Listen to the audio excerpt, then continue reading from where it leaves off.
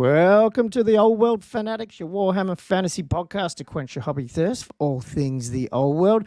I'm one of your hosts, Gummo. I'm back as usual with Josh and Andrew. How's everyone going?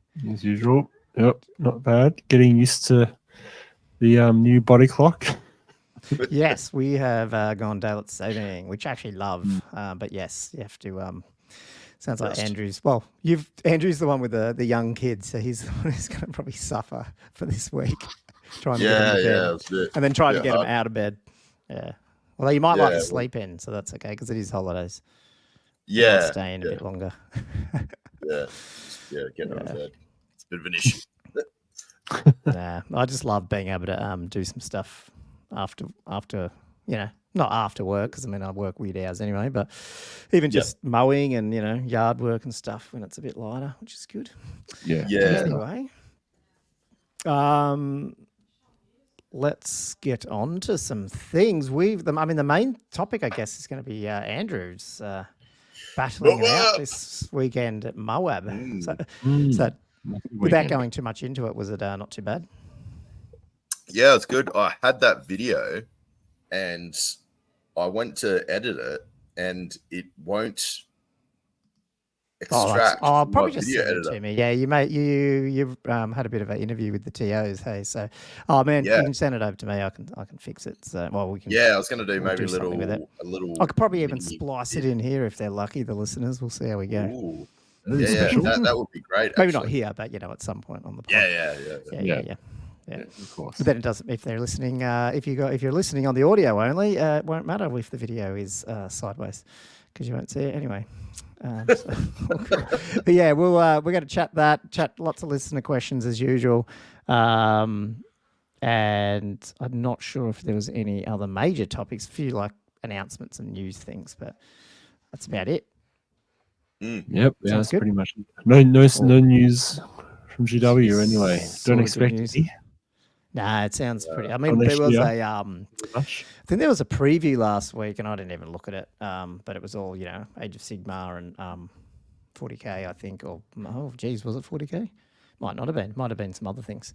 But yeah, nothing for us unless you want to use some of the Skaven things and all that sort of stuff. So yeah, cool. Well, hard work preparing for next year. Yeah, that's what I'm thinking. They're all, that's right.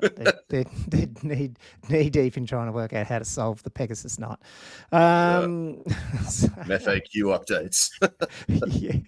I'm back. Having said that, without getting derailed, I'm surprised we didn't get an FAQ. It felt like they were throwing FAQs when they sort of released the Arcane Journals, and sort of the Chaos one came out and just crickets, which I don't know. Maybe there isn't that many things that need it, but not to spoil things. I think you said, Andrew, there might have been some things the TOs could have needed if we had FAQs. Like there is still questions on some things, It's definitely up. So wasn't it more because the Dwarf Arcane Journal has such a glaring typo that needed an immediate errata, and I think they almost maybe they just piggybacked on that and just did a slightly bigger FAQ. Well, whoever's editing these AJs, then they should deliberately do that every time, so they can get it past the approval process. Sorry, we have to do it.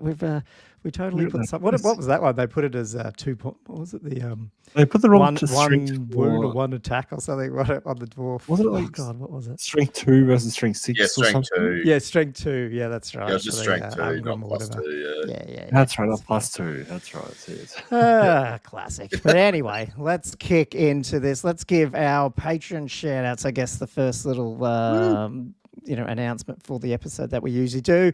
Before we start, we'd just like to give these guys a shout out. They help deliver Old World Fanatics week in and week out, and most people know the drill. Head over to patreon.com/oldworldfanatics if you want to check out the tiers over there, plus all the other podcasts and Old World content on Patreon. There's a heap.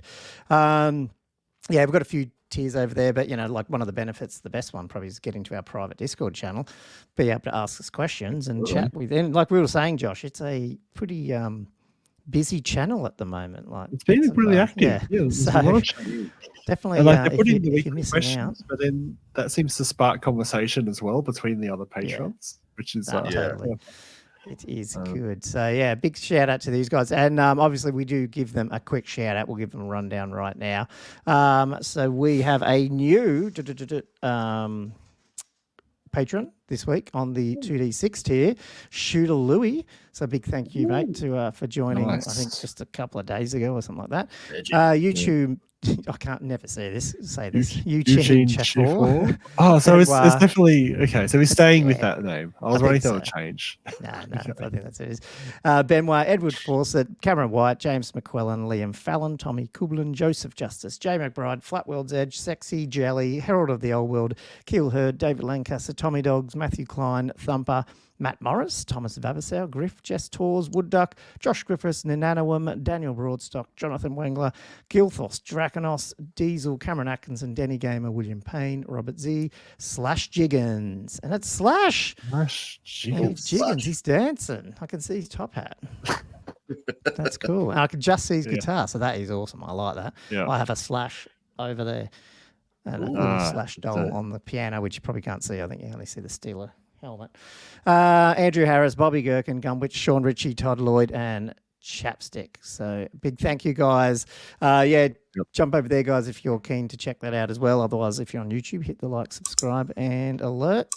That's basically it, really. But we do have some questions if we want to jump into that. We do have some questions. Yeah, why not? I mean, we don't really want to... we're going to go through any news or anything like that? Oh, yeah. Do you want to do that first? News and then do the questions and then go into hobby? Give me time to get my questions up. Yeah. Do that because I might have moved some things. Did I bump these orders here? I don't know. Well, we don't really have any news, but there's a couple of announcements. So the first one I wanted to throw out there is, and I'm probably behind on this because I was busy and then traveling over the weekend and stuff. The Square-based online tournament number 2 is launching. I think number 2. 2 weeks' time, maybe, something, October 20 something, if I remember. I'm not actually looking at the top of my head. But in the show notes, I'll add the enrollment link. You can go on there to Google Doc, you fill it out. For those that haven't seen it, obviously check out Squarebase's latest episode on YouTube. But yeah, the online tournament. I think last probably 2 months ago, whenever it was, they had about almost 100 players on it, and it seemed to go off without too much of a hitch. So it's played on Warhol. You can stream your audio and stuff through Discord on there as well if people want to watch other games. It's pretty good, obviously, if you if you're okay with playing online, which I know it's not everyone's. Yeah. But very Kettle of Fish. Very divisive topic, playing online. Yeah. I think I'm going to, I've put it in this time, so I'm going to try, make the effort. It's only, the good thing is I like that it's only 5 games, so at least it's 5 weeks in a row. You sort of have to just stay up late probably one night and smash it out. The trick is trying to work out an army that isn't too hard to maneuver around. I wasn't too thrilled on skirmishes with it before, but apparently they might be adding a fix or some patches or some changes to make skirmishes easier for Old World. Oh, right. That's what they were saying on the Square-based podcast, so that would be cool. So it just depends on the type of army, I guess, that you take. So check that out. It's not the worst thing to be sort of penalised for running too many skirmishes by just the impracticality of having them. It's almost like... Just like if it's too, you're sitting there watching people move individual figures around on there. I don't know. Apparently, it's probably not too bad, but I haven't really played massively skirmish heavy on there. I just remember when me and Andrew were playing it, we did have a few skirmishes. So I had horse archers and stuff, and it's a little annoying. But I don't know. Right. Yeah. Who knows? Did you? So you guys aren't joining it, or you might, Andrew, because you were playing Warhol with me, but. Too hard. Not interested. Yeah. Oh, it's timing, just Yeah,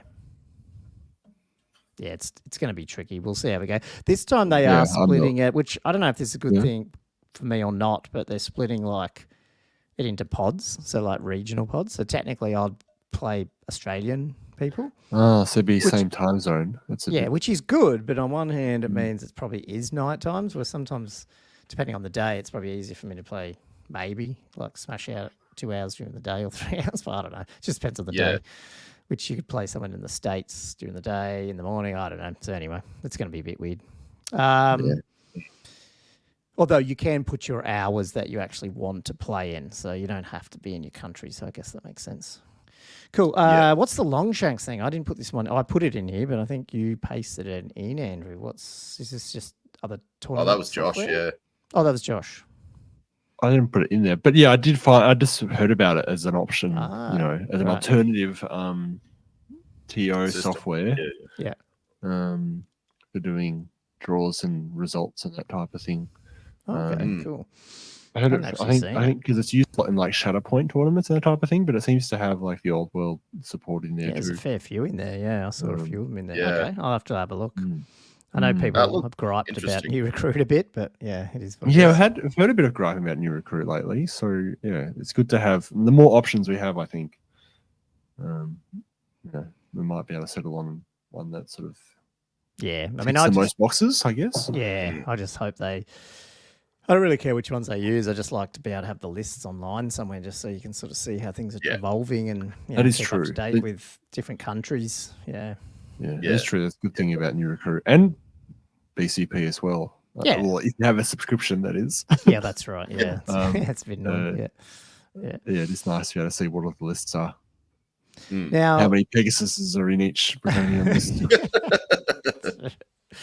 Yeah, a little bit like that. I did throw this one in there, and I didn't watch the preview, whatever it was, Warhammer Day preview or something. So I don't think it was even in that, but I don't know. I think it just came through my Instagram feed from Warhammer, which was and I'll just bring it up on my screen. I don't know if you guys saw that. I'm not into this at all, but I thought, hey, it's got an old world logo on it, and I've just lost my screen. Sorry, guys, hang on. It's got an old world logo, so I better bring it up as news, which is like these guys who do all the LARPing costumes. And they've done Warhammer ones and stuff. But there's get early access to a Warhammer specific one, but old world specific. So I put my email in here too, just to see what I get sent to me. But yeah, they make weapons and stuff, and it's it's Warhammer Old World. There's a whole video you can go and watch talking about it and stuff. It's kind of funny. All the different. And Dungeon Dragons as well. So if you're into LARPing and you haven't seen this, I guess check it out. But it's official, it's officially licensed, Warhammer Armory with Old World. So interesting to see where that might go. I'd be tempted on the weapon side. Do you know what I mean? Like if they made really cool looking weapons. The ones they have here are like for LARPing, I think. So they're definitely made out of, I don't know what they make them out of, but you can probably get hit with it and it doesn't hurt. Yeah. It's like a really hard sort of foamy material. It looks like it. Yeah. I think it looks a bit like that. But I'd certainly be, if they were bringing out like proper, full, like sort of what you get for those replica, Game of Thrones swords and stuff. That'd be pretty cool. Yeah. Who knows? But anyway, you're not as keen on the costumes. You don't want to dress up. I probably won't be walking around with them. As a great swordsman. On my next Zoom call, I'll just be done up as an Empire Great Swordsman. Yeah. Anyway, if we all started dressing up, know about it. Like for the podcast, like every week we had like costumes on. Yeah, the more Patreons we get, we could buy some. So, that'd be it. That'd be the final line. Hey, how are you dressing up? Just walk into the room one night, do a bit of role play. It's not the type of role play they thought. Oh well. Cool. Okay. Well, I just thought that was about the news. We're scraping the bottom barrel for news, obviously, at the moment. So bear with us there. Yeah. Obviously. Well, yeah. No real tournament changes, I think. There's probably outside of Australia, but we called out Hurricon and CanCon last week, and obviously MOAB was on the weekend, so we'll get a bit of an update from Andrew on that after we smash a little bit of Patreon questions, I guess, and hobby. Yeah. Do you want to jump into the Patreon questions first, then, guys? Yeah, let's do the Patreon questions, eh? And I was going to research this first one, and now I didn't, and now I'm going to be screwed. I've got thoughts on it, but I was going to do a better answer. Okay. Right. All right, sure. I'll read it. Benoit asks, have any of you read Lords of the Lance? If so, any thoughts? I have got halfway through it and then I got distracted. Okay. I was going to, because I hadn't heard, because I knew you had it. We both bought the limited edition. Yeah. And I think it was around the time I started writing my campaign book, and I just got fair enough. I just like I don't know. In my head, all my free time, I just keep it doing Warhammer stuff, and I don't give myself any reading time. Like I'm just so I just got halfway through. Yeah, I think it was I did finish it when I was reading the rest, trying to read it. It's hard to say because I don't want to like spoil anything, so I guess it's going to be hard to. I know, a bit awkward. Almost feel like I should put myself on mute and you guys speak. Andrew, you haven't read it, you don't have it, but you have read other novels, hey, from the Warhammer stuff. So it's not like you don't read them. I'm lazy. I'm a lazy reader. So what I do is I listen to audiobooks, and I happen to hear the audiobook of Lords of Lance. That's right. You told me that. Okay, cool. So you actually have gone through it all too. Okay. Yes. Well, that is. I haven't read it, but I've heard. I don't know if we can fully answer it then, because Josh. Well, no, I feel like I should just like extricate myself from this conversation briefly while you guys speak freely. Look, I think that's what's going to happen. Oh, we could say like if it's worth reading. I think it's Old World. It's the only novel I think it's worth reading. So I would do that. I would the only thing I've said, and I've said it on the podcast, so I don't think it's a spoiler at all because I didn't specifically mention it. I just said I think you can tell a little bit that the scope of the project changed based on, because he would have been writing this book like a year before it came out at least. And it feels a bit like some of the things that are in there are not technically in the game. I'll just put it that way. So, which is a bit of a shame because, but It was an epic journey. Like that's one thing that I did like about it. It was like it was kind of like one of those. Like I usually read the Gotrek novels. I love them. Gotrek and Felix. Yeah, they're my favorites, and they've got like some good and bad ones. Yeah, that's right. I mean, it's never going to be a masterpiece. I mean, some of them are, like, don't get me wrong, like some of the novels that come out of Black Library are really good as well. Really good. You're going to have hit and misses. You know, I think Lord of the Lancers, like Old World, the two launch armies were Bretonnia and Tomb Kings, which is cool. But I think given unlimited funding and all marketing, you probably still wouldn't do that. Do you know what I mean? Yeah. Like, I don't think that would be the poster child's. Maybe Bretonnia might be, but I just didn't think Tomb Kings would be, especially those two together. I think it always felt a little bit like, and even just Old World in general, they're trying to justify that existence of Tomb Kings being so important to the Old World, even though it's called the Old World. I feel like that's a bit of a stretch sometimes. You know what I mean? Like, it is what it is. So. Well, that's it. It felt like a massive epic journey, sort of, the whole, which I suppose was like maybe what was, without going into, specifics, what was, bringing. The only thing I'd say, it's probably one of these things too, and I'm not a massive Bretonnian person where Josh probably would understand it more. Like, I feel like I probably should read it again because, like, it felt like I got to know the characters better, and then you always go, oh, crap, now I want to go back and read it again because I probably just missed or got my characters confused when I was first reading the first few chapters. So, yeah. Oh, yeah. But definitely felt like they were trying to get the female characters from like that love interest support into more of a, more female, so like in frontline characters, like as in like combat characters. Yeah. That's true. Well, that's true. There's a bit of that too, like the contemporary push to sort of make it a bit more not gender neutral, but yeah. Which I mean, like, it doesn't overly faze me really. It's just, it seems like it's sort of like altering the law a little bit, but I mean, it's just the way things are these days. Yeah, that's fine.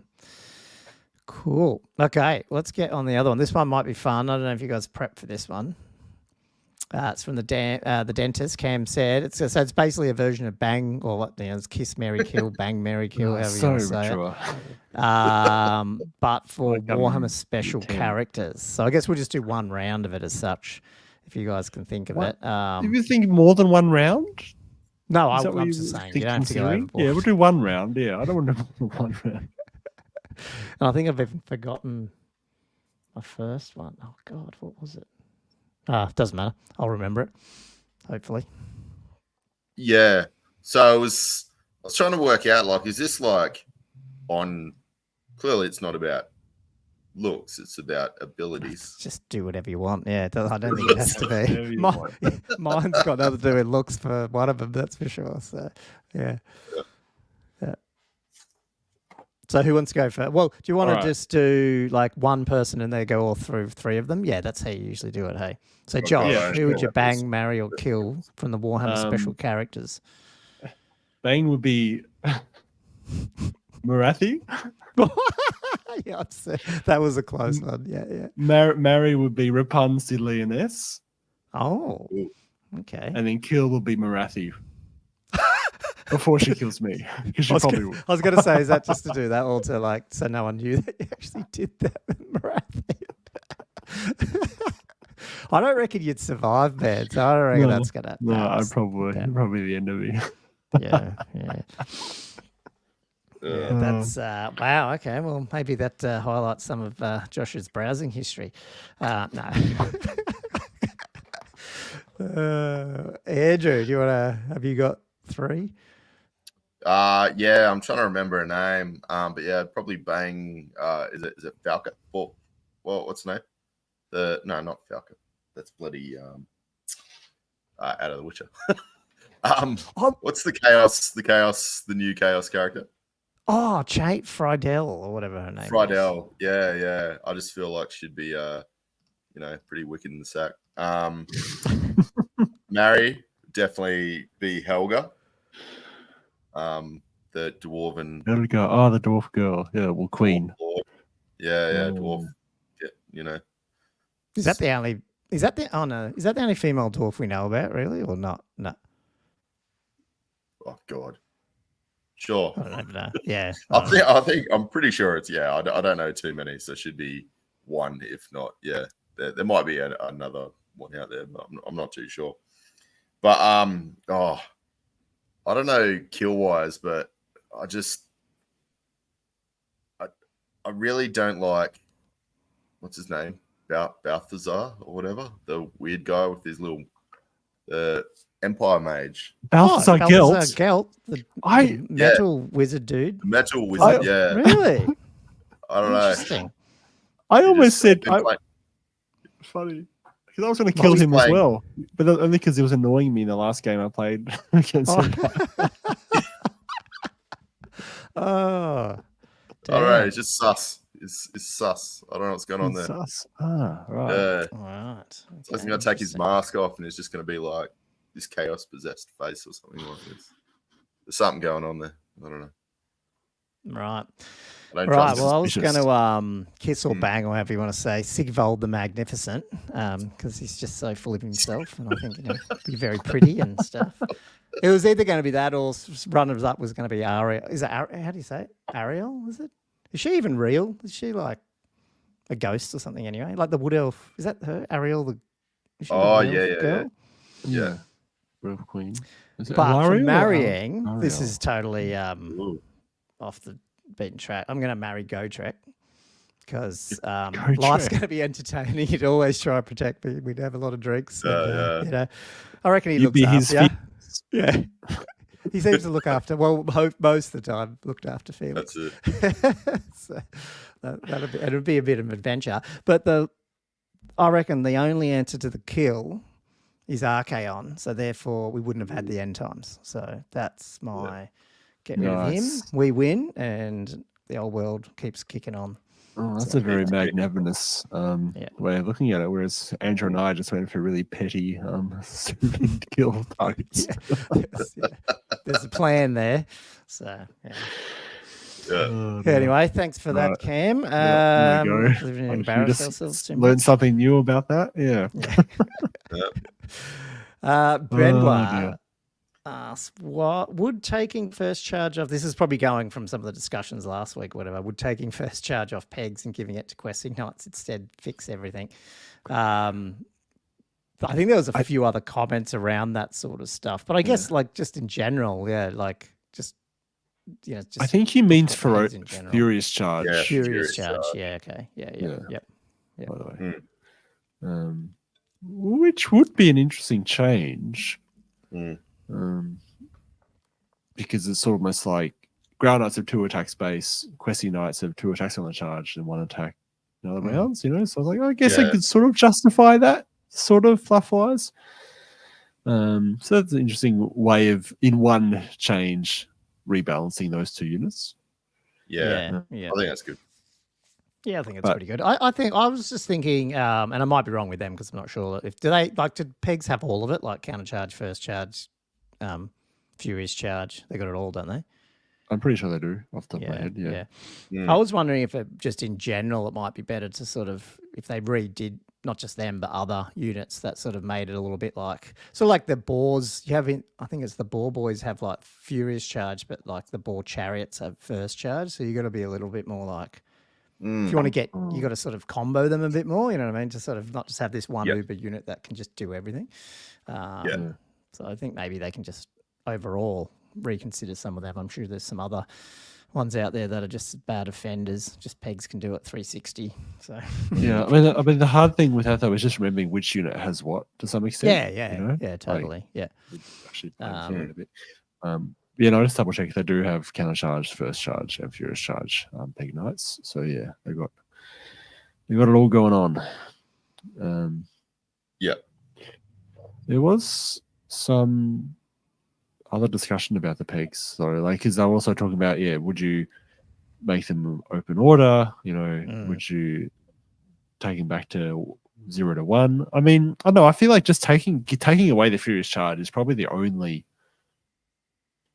change you need to really make them a little bit more toothless.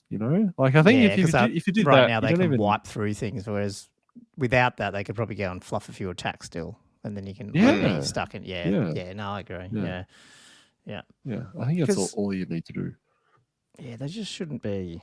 I mean, it's not like it is a lot of them, but it's also just re-looking at some of those units and saying, what's the purpose of that unit? Because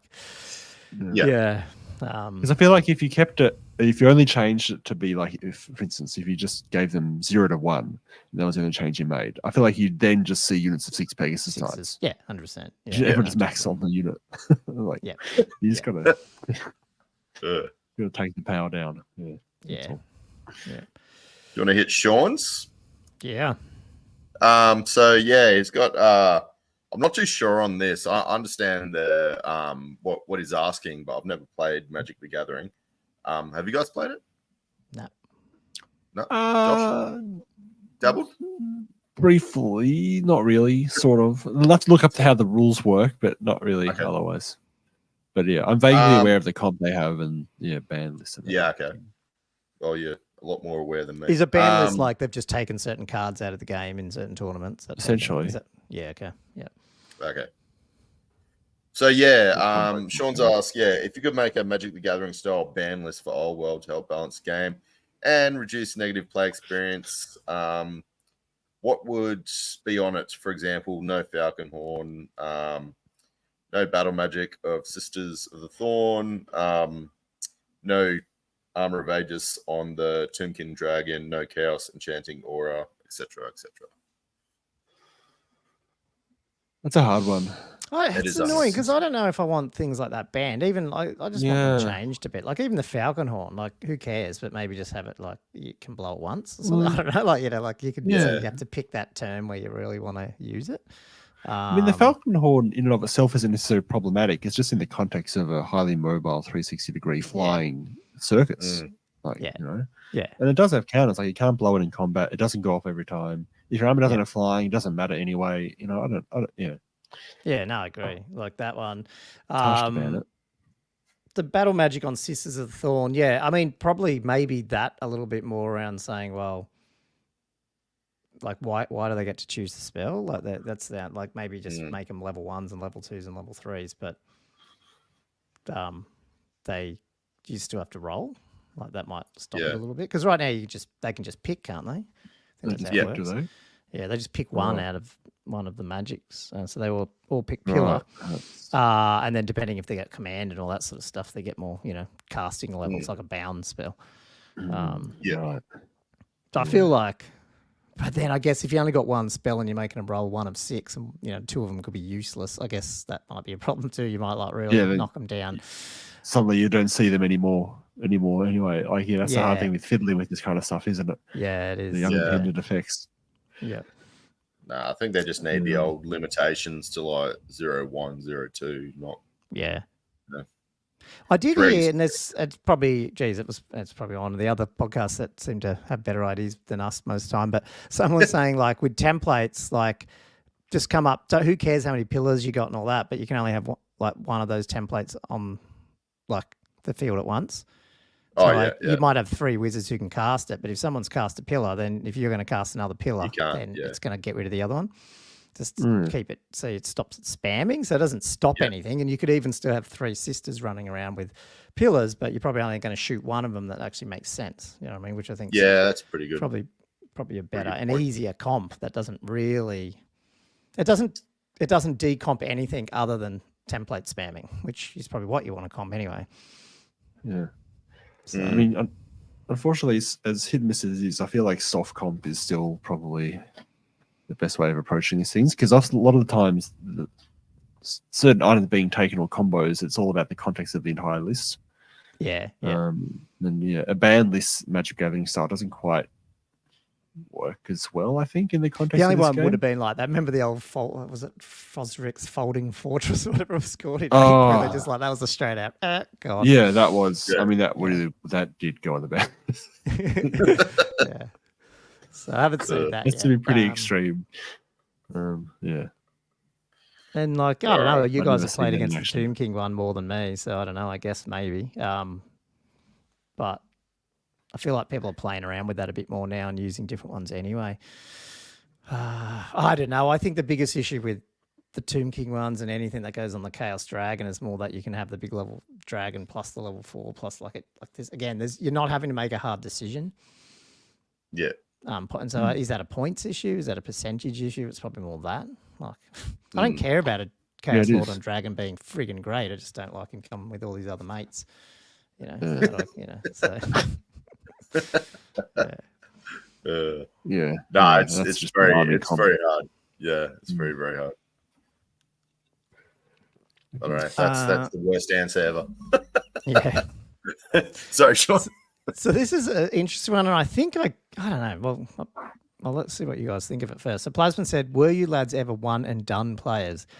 If so, how did you get past that? I hear about tournaments and multiple games in one day and just think to myself, after a single game, my brain is fried and my Warhammer tank is empty. How do they do it?" So I wasn't sure if he was meaning if we ever like rocked up to a tournament and played a game and left, or is he just saying like I'm guessing he's saying like after the tournament, you just I reckon he's saying like you've done the tournament and you're just like, nah, I'm guessing that, or maybe he's just I don't know. I feel like the question is coming from a perspective of someone who hasn't really played tournaments and he hears about tournaments and goes, how on earth do these people play in these multi-game tournaments? Yeah. In general. So is he saying that even just playing a game by him, like with his mates, that's just so draining that you couldn't imagine doing 3 of them? So is that what that's what he's saying, yeah. So you can only handle one game. That's all. One game in a day. Yeah, that's what his question is. Like, I certainly understand that. I'm not going to like say that's silly because I can totally get that. Having said that, we all play tournaments and we do 3 games, so it's probably not like we can handle. I think he's asking, how do you go from one and done to then going to tournaments? And I feel like it's just regular. The more you play, almost, isn't it? It becomes instinctual. I think it's more like what Gilthos said, you play 20 or 30 games with your list, suddenly you can do it on autopilot a bit more. Doesn't mean you're going to be that good, but you probably won't be that bad either. Less brain process. Yeah. And you know the rules better as well. The less stuff you have to look up as well, because that all takes brain effort and time and along with these things. And I find like Andrew and I were looking up some questions on our game last week, and it was like, I think we all knew the answer, but you're in that weird state where you go, well, especially the flea stuff, we were like, probably know the answer. I think we got it right, but we still looked it up. Because you're just at that point where you're like, I just know it enough, but it's not like totally in the, this is 100% how it works. That's weird. Yeah. And the more games you play, the more you do it, the more experiences you see, then it's obviously just, becomes second nature. I've found that even with the whole hex augment stuff, like, right at the beginning, 10 games in, you're like, God, I can't even remember when to cast what. Now it's becoming quite I don't know. It doesn't. It's very rarely that we were forgetting which spells phases to cast what in. Do you know what I mean? Like, Yeah. you sort of just becomes. You start just learning it. I don't know. It's Yeah, just muscle memory. Going. Yeah. Or the opposite. What is brain memory? I don't know. Brain muscle. Yeah, brain muscle. Yeah. But it's look. I mean, I guess from a motivation or whatever, medical Plasman, if he hasn't done it, it's definitely worth doing a tournament. If you haven't, I guess. And I would start with a 1 day for sure. I wouldn't jump into a 2 day. Oh yeah. Yeah. Still takes commitment, even to this day. Sometimes it's I can't do it. Especially I in the agree. old world. It runs a bit longer. I know they say, I don't know. I think just it's definitely a longer game than 6th or 8th, I reckon, in terms of tournament wise. And I feel like also, like when you're in a tournament, I don't know, because there's a time constraint. Like sometimes those single games you play with a friend can last for 4 or 5 hours.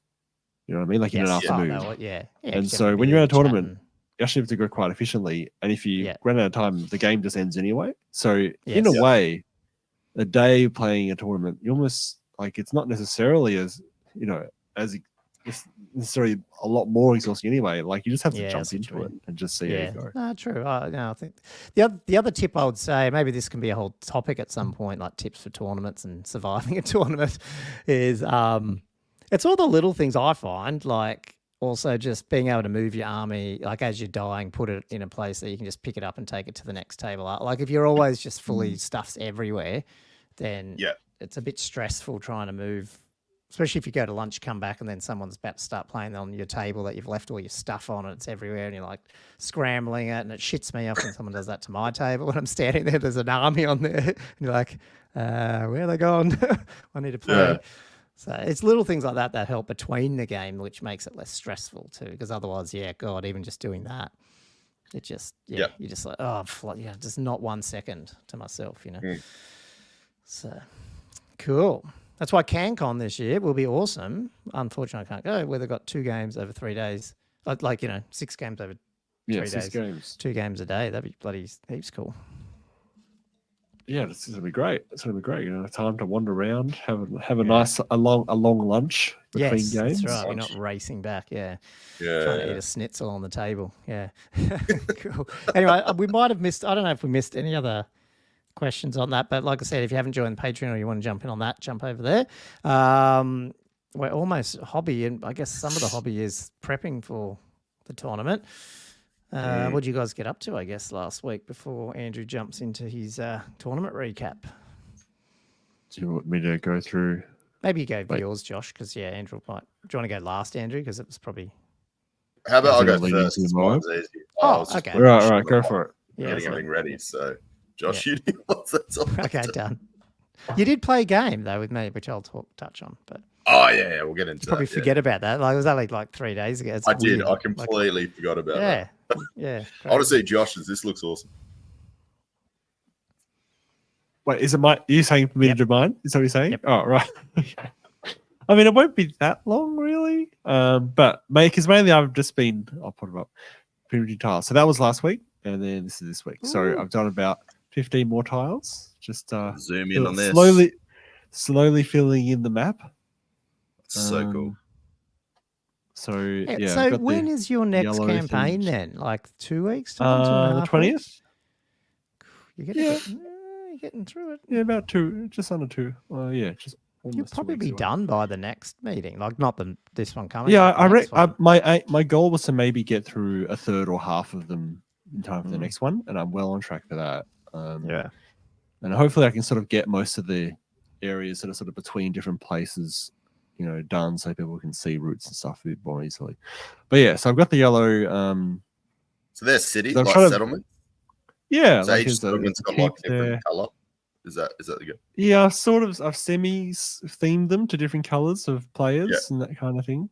But I kept the sort of a yellowy, orangey theme for the. Josh, you need to do a YouTube video on this and also paint one of the tiles and stuff. I reckon it would go boom. It would. Yes, guys. I should do. Not to assign work or homework, but They're so good. Yeah, I should put that together. And then what else did I do? Oh yeah, and then I also spent quite a bit of time ranking up tiny War Master guys on a 2.5 centimeter by 15 millimeter Oh, they're so cool. base. So they're War Master figures, but scaled down. Scaled down to 22%. Yeah. Okay, wow. Yeah, so 1/5 of a War Master size. So that's the Tomb Kings. That's undead. Yeah, I can see the scorpion and the There's screaming the skull. and the screaming skull. That's right. So awesome. I can't wait. So to it see does struggle to print them. Like it's so tiny. Yeah. But it sort of comes out okay. I don't know. Yeah, Also, I'm hopefully gonna I'll prime them in the next week or two. I wasn't happy with the dwarf one because they're really small. Yeah, I don't have a good photo of it. Yeah, they're even smaller. But I was going to put a gyro on it, but the gyro comes in 2 pieces. So then I was going to have to like print the gyro rotors off separately at micro size and then also glue them onto the top. So it's a little anvil there. I'd like to have a gyrocopter on there because everything else has got like hawks and like treatment and stuff on there, but the dwarf is looking just very flat and like not much sort of feature stuff. So what's the one that's been zenithalled? That was it's a chaos one. But I haven't really. It's not even zenithal. Like it was just black, and then I did a bit of. I tried to do it like a white dry brush. Yeah. But it didn't really quite come out. So I'm not sure what I'm going to do with that yet. Anyway, I'm going to do a proper zenithal with these guys. Hopefully tomorrow, if I have time. And yeah, that's that'll be my hobby. Nice. My hobby, guys. That's cool. Yeah, mine's quick. I played Andrew last week, so he got a 2250 game in before MOAB because you hadn't got one in, had you? I don't think. No. Yeah. Not but that was it. And so I was just, and I think last week on the pod I was like, it's going to be embarrassing because I won't get the ball boys done. But I did get like the 8 I needed mostly done. Like that's was there 6, 7, 8. And so now I've just gone back to then. I'm starting to because I didn't really finish the balls and stuff. So I'm just going through the balls at the moment. Then I'll start highlighting and doing all the updates on the actual guys. And then add the other 2 in that I didn't paint before. So I just want to finish them off and then start just working through my orc still. And then it's a very vibrant green. It's very, well, that's the one I've been using for my 40k orcs. And I've been using it for goblins. It looks really green on that shot. It's probably not that. I mean, it is brighter. So I don't know. I might play around with. I'll probably muddy them up a bit. But I do like just one coat, and it just works. Yeah. Do you try to keep the green skin color?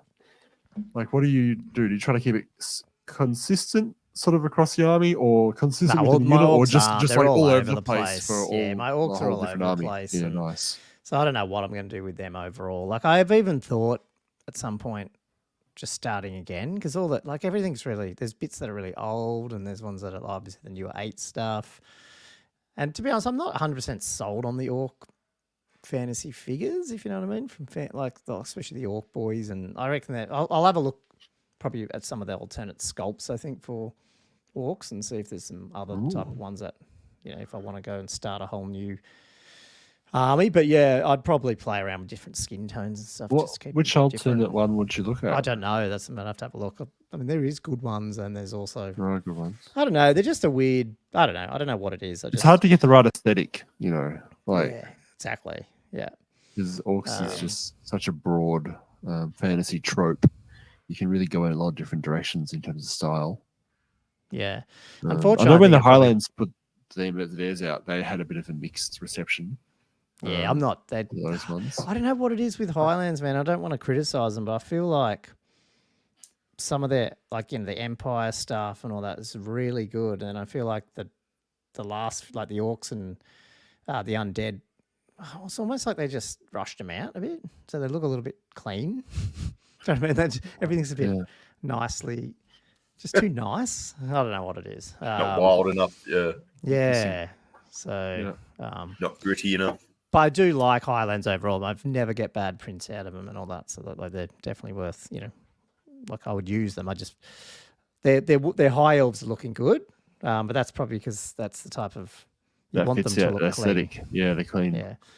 So I don't know. Okay, so you don't have a specific orc designer in mind, though. You're saying you would. No, I'd probably want to go back to the drawing board if I was doing it. The problem with my orcs, I just feel like it doesn't sit as well as the other armies I've got because, the night goblins are sick. The battle for the skull pass ones that look different against that. I don't know. I just feel, and especially the night goblins, now they've gone to 25 mil bases, they look a bit weird. Like I probably just want to go back and redo them all with more dynamic and unit fillers and like make it look a bit better. So probably just get them. Yeah, because it's like one guy in a bit of too much space around them, right? Yeah. So yeah, I feel like so much modeling opportunity. I just base the things up, play the games, and as I work out what I want, maybe I'll come up with something better. Not sure. But I will get more ball boys. I've got another 10 in boxes, so I might just have enough like 20s. Because I think I might put a nomad list together. I might even do that on S-Bot just to try it out. Or Cav and see how it goes. The other thing I did do, I've got the. I mean, that is a good thing about doing the S-Bot is you can do whatever the hell list you want without worrying about models. Yeah, that's what I thought. Oh, is that a meta? Yeah, so it's mostly together now. Actually, it's further along now. I've undercoded it, and I'm going to start zenitholing it with the airbrush. How much work was that? Like, how much time have you taken to get to that point? Well, I started it last week, and probably a couple of nights of just watching YouTube or something, like a couple of hours a night. Like probably not like maybe 4 or 5 hours, 4 or 5 hours. I don't know. To get it off the sprues. Is there much mold line? Yeah, a little bit more underneath, so it doesn't sit right. And there's like some gaps, like you can see. I don't know if you can see my mouse pointer. Yeah, I can see gaps down that one and stuff. I don't know if I'm fixing it, but I might. There's so many little things. Put some vines over it, or a bit of put some plants. That's a good idea. Oh, that's a good idea. I might do that.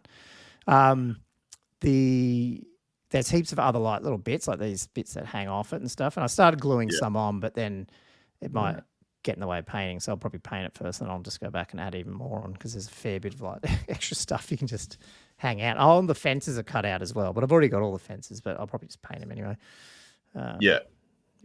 So the question is, do I leave this unglued? And so, because currently it is, but this middle bit has literally got no sides to it. So it's like, just like a, I don't know if you can see my hands, but it's there to connect those two buildings, but you might not always use it, right? But the thing is, I've got like 7 other buildings, so like I'm thinking, why don't I just glue the thing together and use it as the not this bit? I'd probably not like true. But the actual building, I'm like, when will I ever use the tower by itself? Because I've already got another tower. I probably would use the tower actually more than the other bit, but like I wouldn't use this chapel by itself because I've got other ones. So. Yeah, I don't know. I don't know. I'm half tempted to just put the whole thing together. I don't know. How does the big fence work in game? Like, have you ever seen that fence in action? Like, it's such a big wall. Yeah, and it would take up quite a lot of real estate on the table. Yeah, the thing is, you could I wouldn't glue it, so you just move it out, and you could make it a bigger area, maybe. Yeah, we had these. I was playing with one of these. We just the whole thing is impassable. It's a large impassable case, but it's not stupid. Makes sense. Yeah, makes sense. You see it on the table, like it's not. It's not. But did it only have this? It didn't have all the walls on either side. I had the wall. Oh wow! Wall. Okay. Yeah. But the other walls, the fences. Oh no! Sorry, not the fences. No, just the as you have it there. Yeah. Yeah. No, it's a good kit. Like considering it's just a matter of getting. Yeah, I'm probably going to curse myself once I actually start doing it because it is quite detailed in areas compared to some of the other resin buildings I've got that you can just smash out pretty quick. You could spend a lot of time. You could spend a month painting this up. Yeah. If you wanted to. A lot of details. Yeah, I'll just I'll chip away at it. I did finish that other hill too, so they're done, and then nice. Just get back onto some figures. But I did this today, so I don't know if you guys have seen this. And I did copy someone. Oh, move. There we go. I did this up today. Have you seen these? Like, so quick backstory. We're getting sent like this magic, and we'll review it on the show. Like an Etsy provider sent me a basically he's sending us out these little they're like basically they can hold all 5 or 6 spells that your wizard has and stuff, and it's like a little, basically, I don't know, it's hard to describe. It's like this little, what do you call it? Like a counter holder thing that just, like, you slide in the spells. They're like little panes of little command center. Yeah, I don't know. Like, it's just so, rather than all these cards, you've got this one area, and you can even like take the spell out if you, switch the spells around or whatever. And when I searched for him on Etsy, it came up with all the other things, recommend this. And there's other guy from the UK sells a similar design to this thing where you just put the dice in. He's got leadership, attacks, all the characteristics. You buy him 50 of them for whatever, I don't know. But then I couldn't see that he sells the STL, and I don't know if he made the STL. I don't know if it's his and he's just printed it, like, because he sells like printed figures as well, from Highlands and all that sort of stuff. So then I was like, well, maybe I just try and make one in Blender. so I've made my own. So then I'll just go through and smash out a few of these extra ones, leadership, attacks, weapon skill. I don't know, all the characteristic thing, because I think they're the ones that you'd actually potentially use occasionally. Like, oh yeah, this guy. Even to mark Furious Charge, like put +1 attack behind your ball boys or something, so you remember you got Furious Charge or something like that. That type of thing. Yeah. And you just move the dice to the other side, and it's got a negative there, so you can go like negative. -2 leadership. Cool. Yeah. I get so you. versatile. I was really confused on what that does, and then it was like when you so it's just a +- but then the characteristics, so you can have like leadership, attacks, whatever. I just printed this one off just to make sure it was the right size and stuff, and it's pretty close. So I don't know. I might make a bunch of them. So I don't know if for those watching YouTube, if you haven't seen them and you'd want them, let me know if these would be useful, because I can probably work out which ones to make. You know what I mean? And then just put the STLs somewhere or something. Yeah. I don't want to screw the guy. The guy obviously on Etsy's obviously someone's designed this thing and it's there, but I mean it is quite easy to make yourself. So I don't know. Yeah, there's no. Well, yeah, the Etsy guy may well have got this STL from somewhere else anyway. Yeah.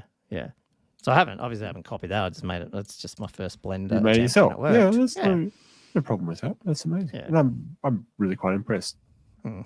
Yeah, and probably did more in Blender than I'm capable of doing. Yeah.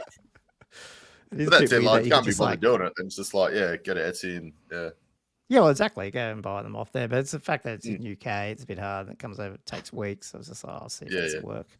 And I personally only need things like probably save and leadership and attacks and just some of the ones that are good to remember if you have buffed your stuff. Or it's a lot of the minuses too, like minus toughnesses and stuff, when itchy nuisance and all that stuff. So yeah.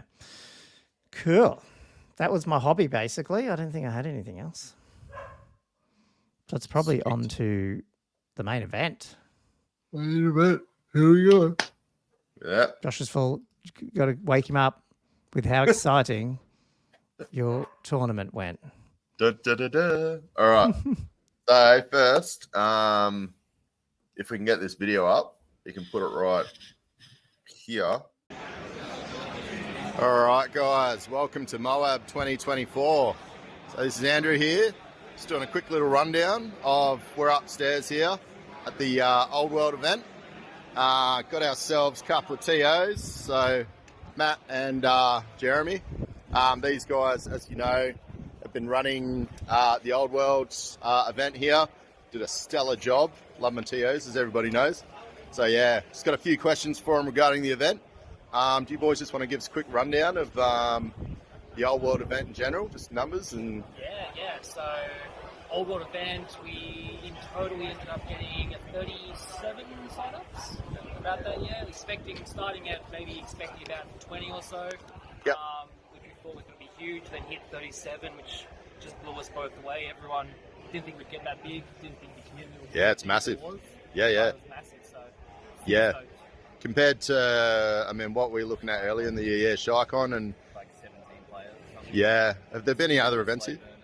Yeah, a bit slow burn, but towards the end, people started really getting on board. So yeah, it's big turnout, like probably 40K is the only bigger. Yeah, I'd say so. They got about 53 players or something. Yeah. Oh, so it's not that much more, really. Yeah, sweet. So yeah, how's the event been running? Like, I know there's been a few issues with new recruit. Yeah, a few issues with new recruit, just not doing a few bugs that it's got that we weren't aware of beforehand. That just trying to be working through those, trying to figure it out.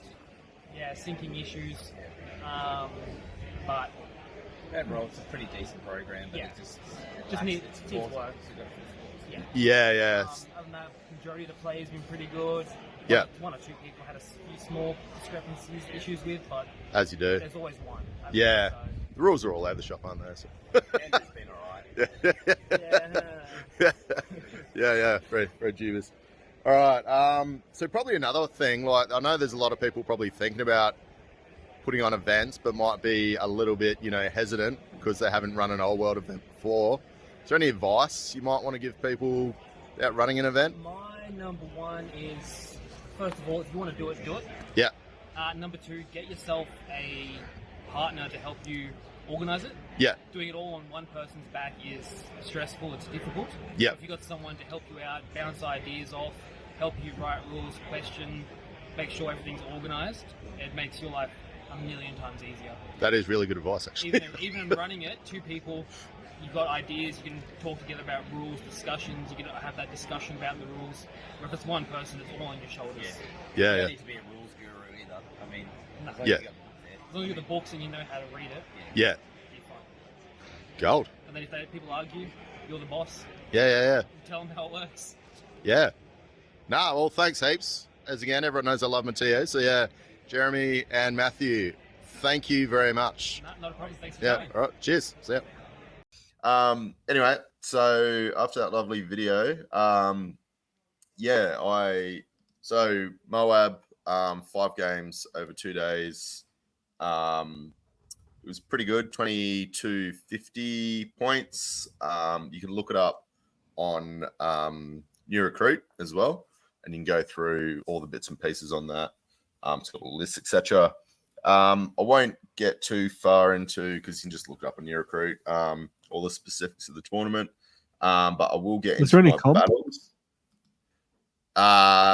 No, there was just the old submit your lists and try and be nice sort of comp, and if they saw anything, but I don't think anything. I was talking to Matt about it, and I think he mentioned like there was one list or something that was like, but I don't know if he actually ended up comping it. He might have. I'm sure he can comment on here if let everybody know. Oh, no, I was going to say, didn't Akhtar have like a fair few screams and stuff? So was he really complicated? Yeah, but then I think screams. he had 4. Yeah, so I mean, didn't seem too much. Yeah. And he placed first. So yeah. Well, oh, sorry, spoiler. But yeah, cool. Yeah, spoiler alert. Good old Akhtar though. Food monster. It feels like he's just gone. I'll come over and play Old World. I've been playing 9th and winning everywhere, and then just comes over and just wins his first. I don't know. Maybe he's been playing other tournaments. I don't know. I shouldn't speak for him, but we'll have to get him on the show one day. That'd be funny. Yeah. Give us some wise words. No, he's funny. We had a bit of a chat. So that was good. But yeah, like you were saying, I think he's only played like a couple of games and straight into it, and anyway, that's just active. So I'll bring up my lovely pictures. I'll try and articulate this as best as I can for the audio listeners. So just correct me, or maybe just if I'm not articulating it well enough, you guys can help edit as we go along. Worries. If I remember, it's always the thing. You start looking at the picture and talking, and then you go, "Oh crap!" It is. It's almost like you need the pictures in front of you, and then you can just select. I think that would be easier, but we'll see how we go. Sorry, I'll just jump out of here and I'll add this to stage.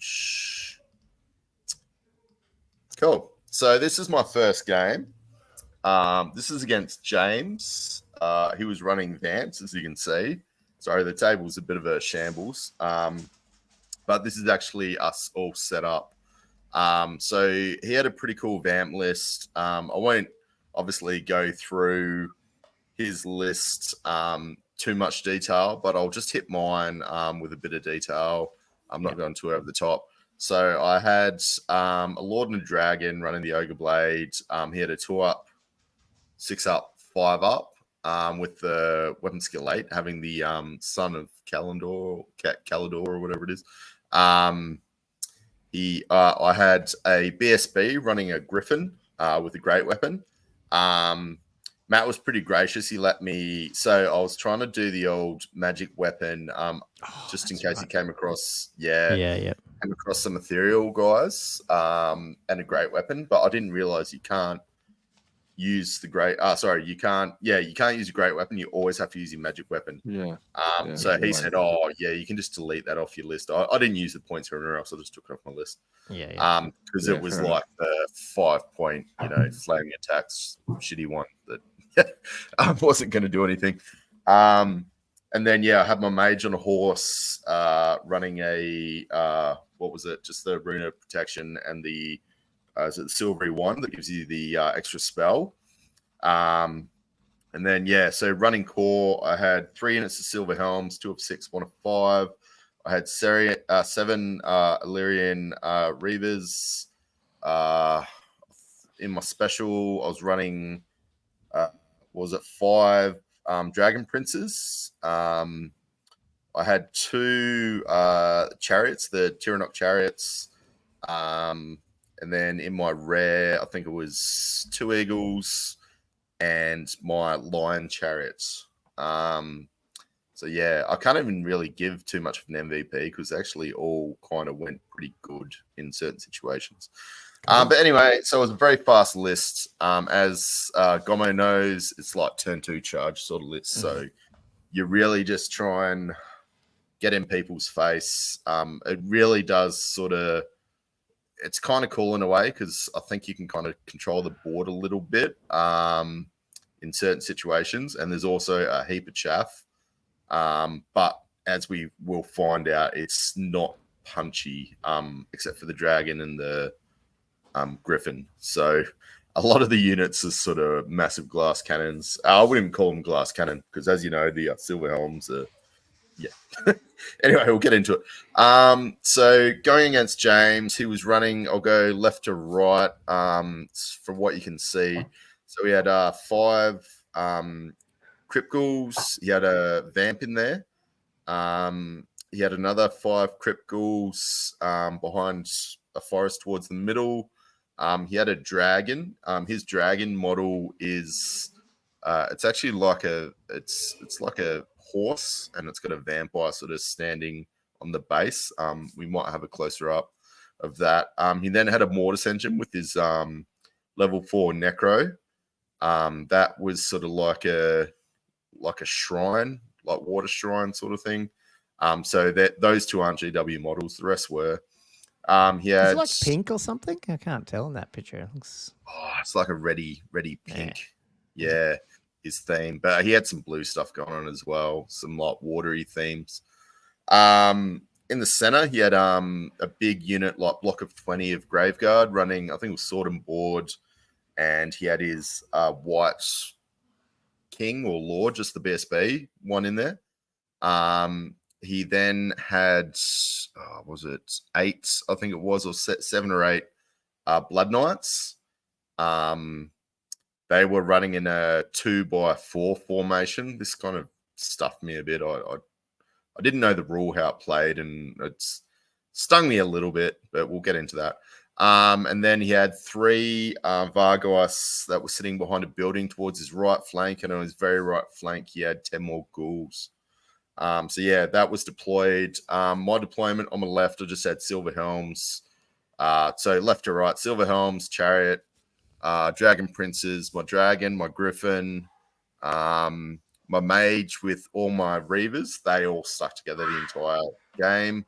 And then I had Silver Helms, Eagle, and Silver Helms. So, sure. So this is his first turn. So he got first turn and he sort of moved up, not super aggressive. But he's moved up just a little bit.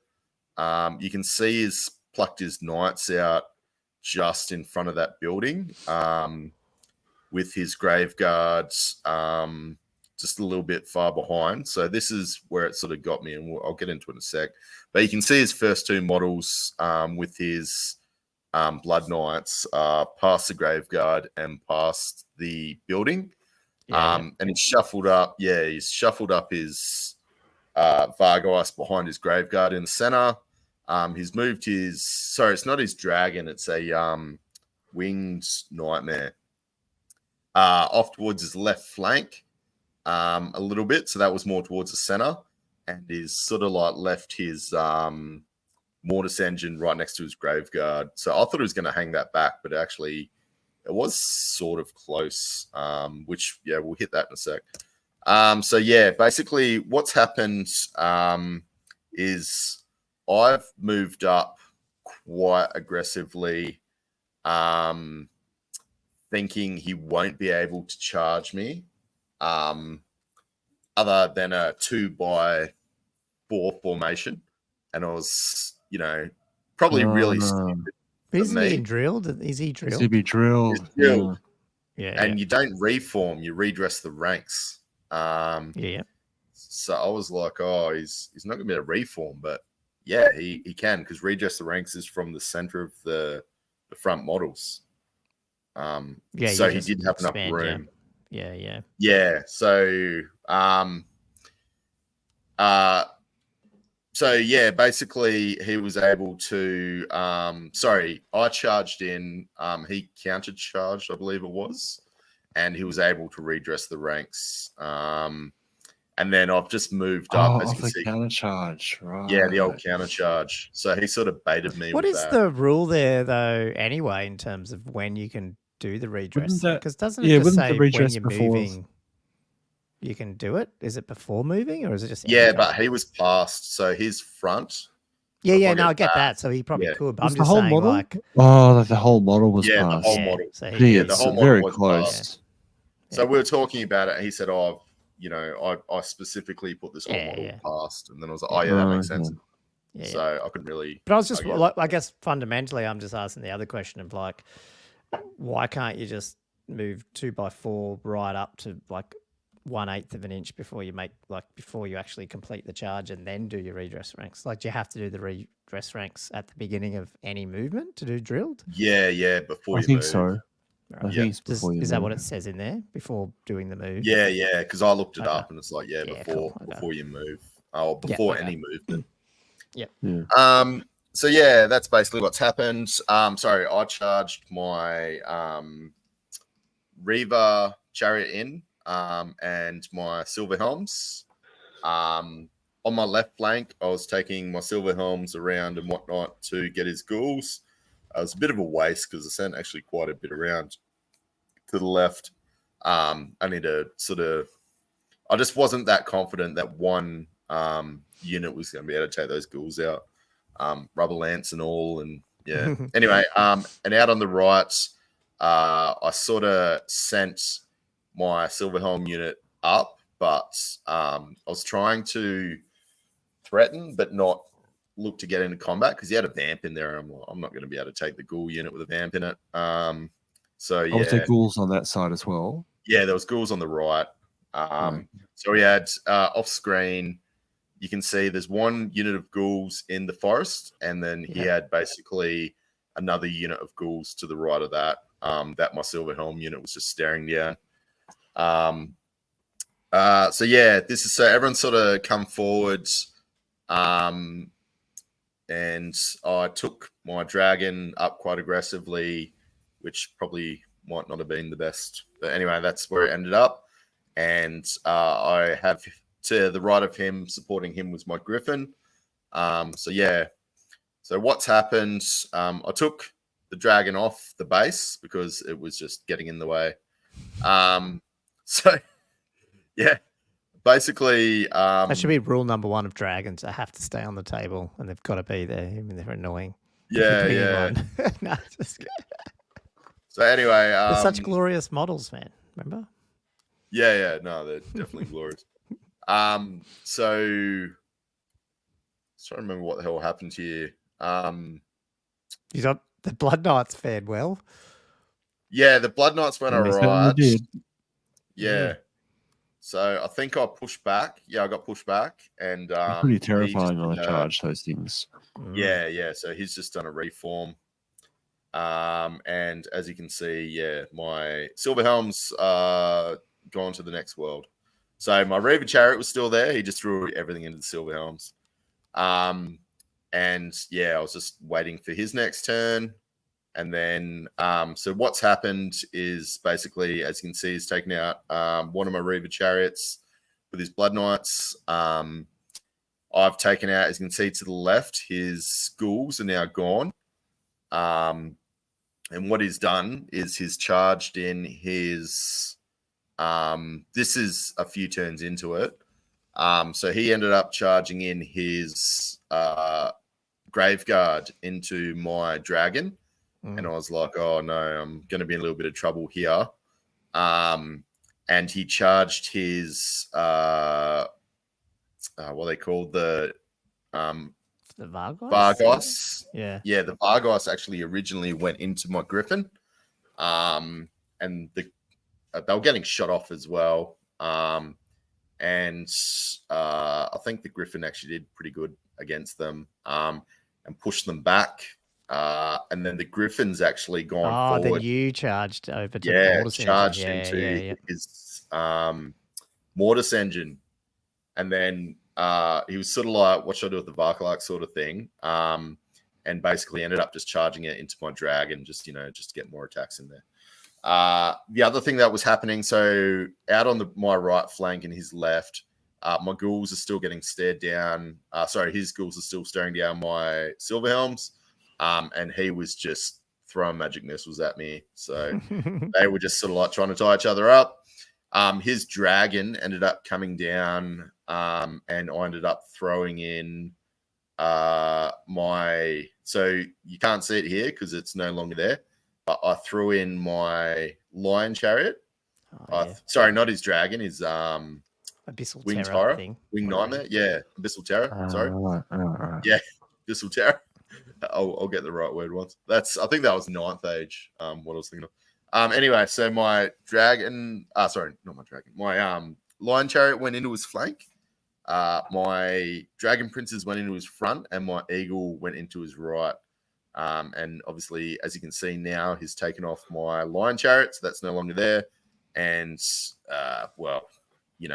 as it happens, once the Dragon Princes have done their charge, they're pretty much next to useless.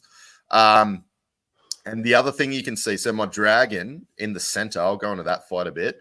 So he charged in his Graveguard. So he's challenged me out, as you can imagine, at the start. So I took out his champion. And then in my turn, I was able to take out a heap more. So I think the first time he decline a challenge with so he's got his BSB in there. Possibly he declined his challenge the second time. And I was able to charge. That's when I was able to charge in my Griffin into his Mortis engine with his Necromancer. So I got sort of lucky there because now he wasn't going to be able to res his Graveguard back. Yeah. So I was able to whittle them down. And the other thing he's done there, he ended up sending in his Blood Knights. So he couldn't get a proper charge, but he did the disordered charge. Oh, one of them. I can't remember which one it is. Yeah. Yeah. So it's actually. I was going to ask, are those Blood Knights in there? I was like, what are they doing? They were. Combat. Right, yeah. Yeah, they got in there. Makes sense now. So it ended up being this big messy thing in the middle there. So this is the next picture. So basically, the Blood Knights. So I ended up charging in the rear with of the Blood Knights with my Silver Helms. And I was able to, what happened? I think he might have got pushed back possibly, and I was able to go into the rear. That freed up the dragon. That's why you can see the Vargeist is no longer in contact with me as well. So the dragon was free in this picture. And he also, this is of note, probably something that's quite important. In the top left, not in the top left, in the top of screen, you can see I've taken a few wounds with my BSB who's still in the combat with the Mortis engine and the Necromancer.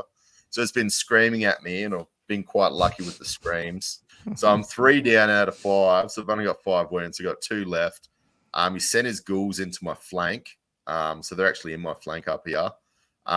His Abyssal Terror is destroyed all my Dragon Princes. Wow. Yeah, and he's basically pushed back my eagle. Doesn't it? Yeah, it's got a vamp on it. Yeah. So that's 500 points. Yeah. Okay. Yeah. Wow. So I've got poor eagle. There's only got 1 wound left. So he was sort of like, oh, we'll see what happens here. I thought he was going to send his possibly into my dragon, but I'm not sure he's not going to throw that away because my dragon's going to beat him. But am I correct in that your dragon hasn't even taken a wound yet? Nah, yeah, my dragon's done quite well at this point. So what I've done here is the whole Graveguard unit and plus like Blood Knights on one flank and Blood Knights, no wounds. Yeah, no, it's gone pretty well. But saying that, a lot of the time, like he was challenged me a couple of times, but I was able to get through the Graveguard and whatnot. Yeah. But so what I've done next, this is like a few turns later, I ended up charging the dragon up into his ghouls for combat res. So I was like, I could try and get into the Mortis engine, but the Mortis engine was already in I think I was already in a challenge. So I challenged him out. So he wasn't going to do anything. So I'm like, I'll just get into these ghouls and that's going to hopefully pop him, which it did. So I popped him. As you can see, his Blood Knights have just destroyed everything. They turned around and they were just mopping things up. I've turned my dragon around to face, and what he's done is he charged my BSB with his vamp on the Abyssal Terror. I chose to flee because I only had 2 wounds left. I'm like, I'm not going to do anything there. And that was basically the end of game. So against James, we ended up with a 10-10 draw. Yeah, it looks pretty bloody there in the middle and a bit of swing right at the beginning.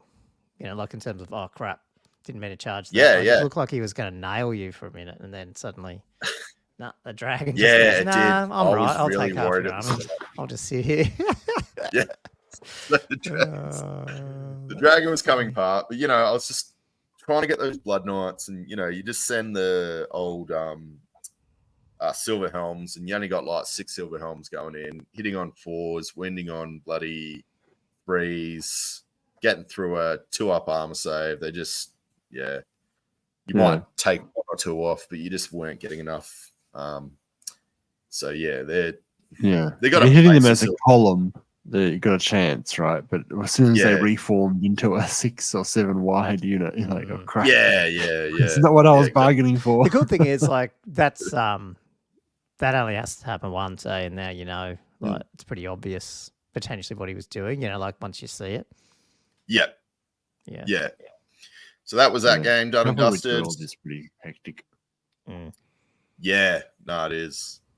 So my second game was against Michael. You guys might have seen him. He comes up to Newcastle every now and again. He's played a little bit of Old World, but not too much. So he was a bit of a newbie. He's running dwarfs, as you can see. So I'll go through his list left to right. He ran the luckiest little bastards. 2 units of 5 Thunderers on the left. His very left flank, and they were sitting in a forest. Or he might have, no, that's right, he moved them up into the forest, but we'll get into that. He had a big unit of, I think they were Longbeards. Behind that, he had a bunch of war machines. So he had 2 cannons and 2 organ guns, which was sort of spread out behind his lines. He had a big unit of hammerers with his lord in there. He had a Thane BSB who was sort of kitted out half decently. His hammerers, he was running the toughness 10. armor, I think it is. Was it Rune. the Master Rune of Adamant? Is it that one? Yeah, it could have been. It was the toughness 10 one. So he was running Yeah. that. So I was like, oh, we'll see how we go. Obviously the dragon's gonna want to get into combat with him. He was running the miner's cart. Sorry, not the beer cart to give him some movement. Oh, cool. Cool. Yeah. Awesome. Oh, that's the. And Oh, then, yeah, I see it. It's in the middle there. Yeah. Yeah, he was running an engineer. And he was pretty kitted up with like runes for like, re-rolling misfires and whatnot. And then on his very far right flank, he was running, I don't know, like a dozen or 15 or 16 warriors. So yeah, I was just going down the line. I'll go quickly. So I had like a eagle, my Tyrannok chariot, silver helms. I think it was like more silver helms, and then Silver helms, dragon princes were on the left. I think my very left. And then I had another unit of silver helms towards the center. Behind them was my mage and the 7 reavers, and then you can see that beautiful, beautiful fortified manor. Yeah, I'm liking how he put the little top bit, like, because you can just move it around hanging off the side of the building. That's pretty cool. Yeah. That's great. Yeah, you can put it And then together so off many to different ways. Yeah. No, it's really good. Then off to the right, I had my dragon, I had my lion chariot, and I had 6 silver helms. Behind those, I had my BSB, then I had another Tyrannok chariot and my eagle. So I was spreading a very long line. As you can see, my army is quite long. Yeah. So that's how we ended up. How much terrain is on the board, by the way? Is there about 6?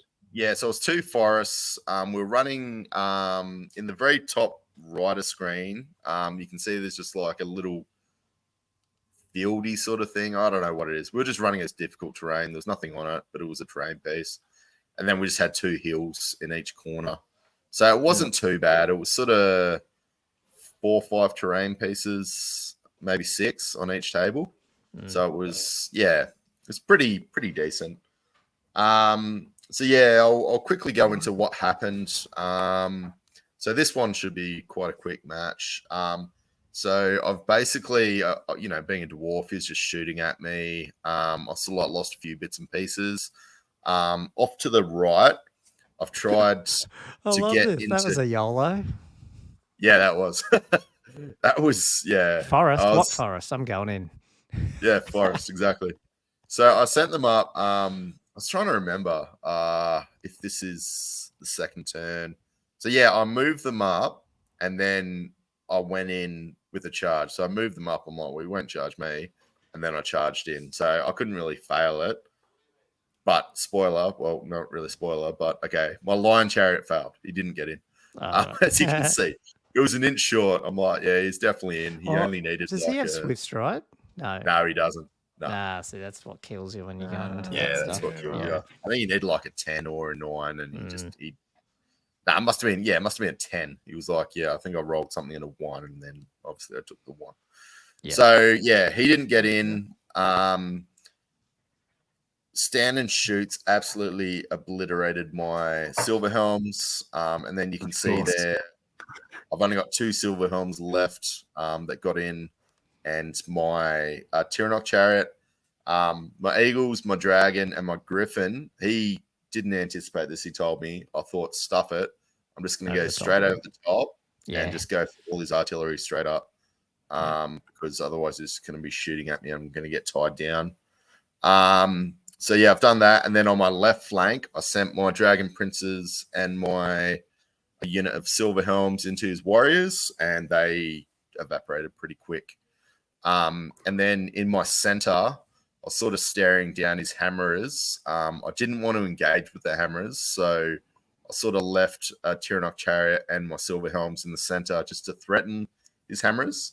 So he was coming towards me pretty aggressively. And then when I started going behind his lines, you can see that's where now he started turning around. And what do I do?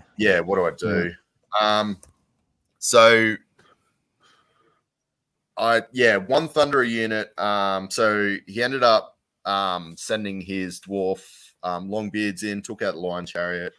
All my other stuff was able to kill one Thunderer unit basically and get past. As you can see, my dragon and everything sort of in the center took away all his artillery. So I was able to I was in a way where I was kind of lucky, even going like closest and without turning, like the charge rules. I was still able to line up multiple pieces of artillery. So yeah, ended up taking out all the artillery. Ended up getting in combat with his hammers. He challenged out. So his hammers I took in. My dragon was in there. I had 1 unit silver helms and my dragon princes. He opted to, challenge with his lord and with his toughness 10. But yeah, I mean, you got to roll sixes, but you got so many attacks that you just. And he's not going to hurt you, is he? Because he doesn't have anything like. Nah, well, he's got a great weapon. Yeah, he had like a great weapon, maybe something on it, but nothing fantastic. But he's on the oath stone, so does he only have 3 wounds? No, he does. Yeah, so you're going to get through him. Yeah. If he's on the shield bearers, that might have been a different story, but yeah. So I was able to take that whole unit in the end. You can see my Griffin down the bottom's taking his Thunderers. And yeah, that's just how it ended. So the only unit he had left was his Longbeards. And then that was game there. I'm not too sure if we hit the 6 turns, but I mean, yeah, I got a decent win. So that was 1906 to 1133. So that was a 13-point win. He did obliterate a few things with shooting. And obviously down on the bottom, you could see where he's against the Thunderers, I just sucked. And I lost a few guys there, a few points there. So this is on the same table. Game 3. This is against Tom. Great guy, Tom. I think he's actually one of the listeners, so he might be listening to this. This is a really, really fun battle. Sorry. Yeah. Hey, just before we jump into that one, do you find it easy? I'm probably guess the answer here, but was it easy playing into Vamps and Dwarfs a bit, just because you've obviously played them? You know what I mean? Like, is that making it heaps easier? Yeah, you sort of knew exactly what the strengths and weaknesses were. Yeah. And it's just sort of one of those things where you're like able, I suppose, to exploit things like the movement. I find like what dwarves, you wouldn't have liked if you were doing it. Yeah. Yeah. Like being dwarves, I think if you're going to have war machines, you almost need to stick them between all your troops, so you can't just get in behind and obliterate them. Take him out. Yep. Yeah. So that was sort of the issue. He's come forward with his cart and then was able to get in behind. But that's just my list. It's a quick list, so I was able to. Cool. Okay. A different matchup, this one. Yeah, dark. Yeah. So this is against Tom. We'll go his left to right. So he had a unit of shades, like 15 or something. It was a very expensive unit. So they were sitting in a forest, ready to shoot me to death. And then he had 20 odd witch elves. Points. Yeah. So you don't see a lot of these witch elves. In that unit, he had an assassin with the ogre blade. This thing is, man, she is scary. Really scary. So yeah, we'll see how that goes. He had a unit of 5 Dark Riders in the center, which vanguarded up, basically into my center. We'll hit that in a sec. He had, I think it was like 8 odd Cold One Knights. He had his level 4 on a peg, sitting in kind of just behind the Cold One Knights. He had a beautiful dragon, which he was using like a Age of Sigmar, so like a Manticore model. Really, really nice model. Good, like just painted nicely. And then towards his right flank, he had a unit of, it was like 12 odd, maybe crossbowmen. And then he had, on his very right flank, he had 5 Dark Riders. And then directly behind that on the hill, he had his repeater bolt thrower. Sorry. So quickly running down my flank, so left to right, I had Silver Helms staring down his Dark Riders and Bolt Thrower. And then next to them, I had my 5 Valyrian Reavers and the Mage. And I had my Dragon more towards the center. And then, basically my center blob was an Eagle.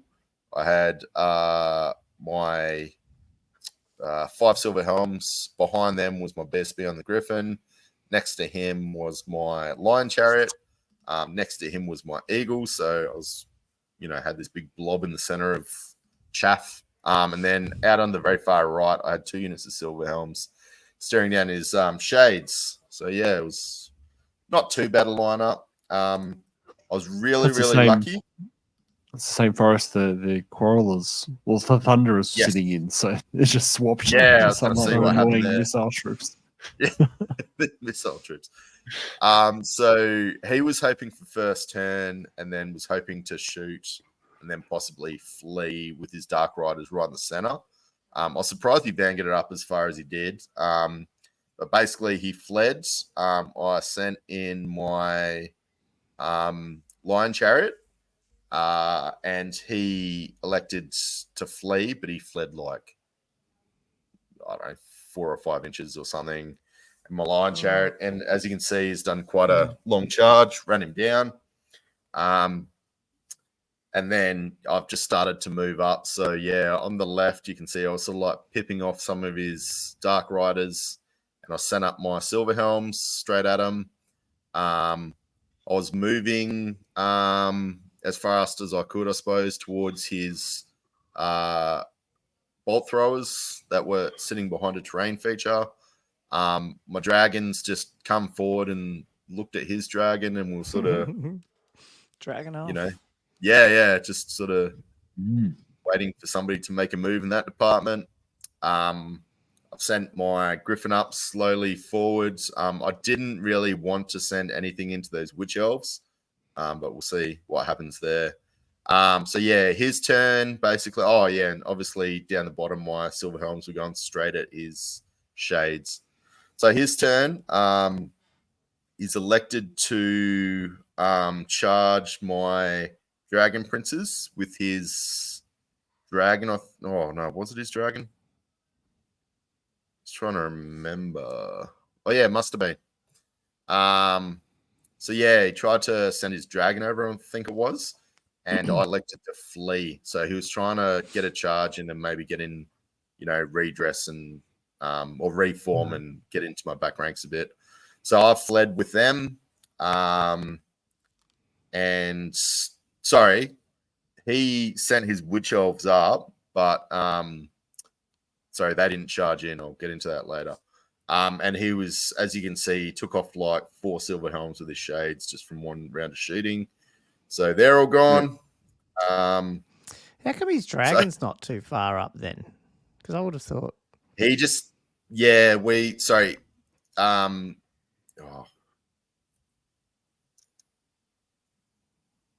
to remember what he fled with. So he's charged something at my Knights, and they fled. I'm trying to remember what he might have charged, because they went up quite far as well. Unless he's charged the Witch Elves at him.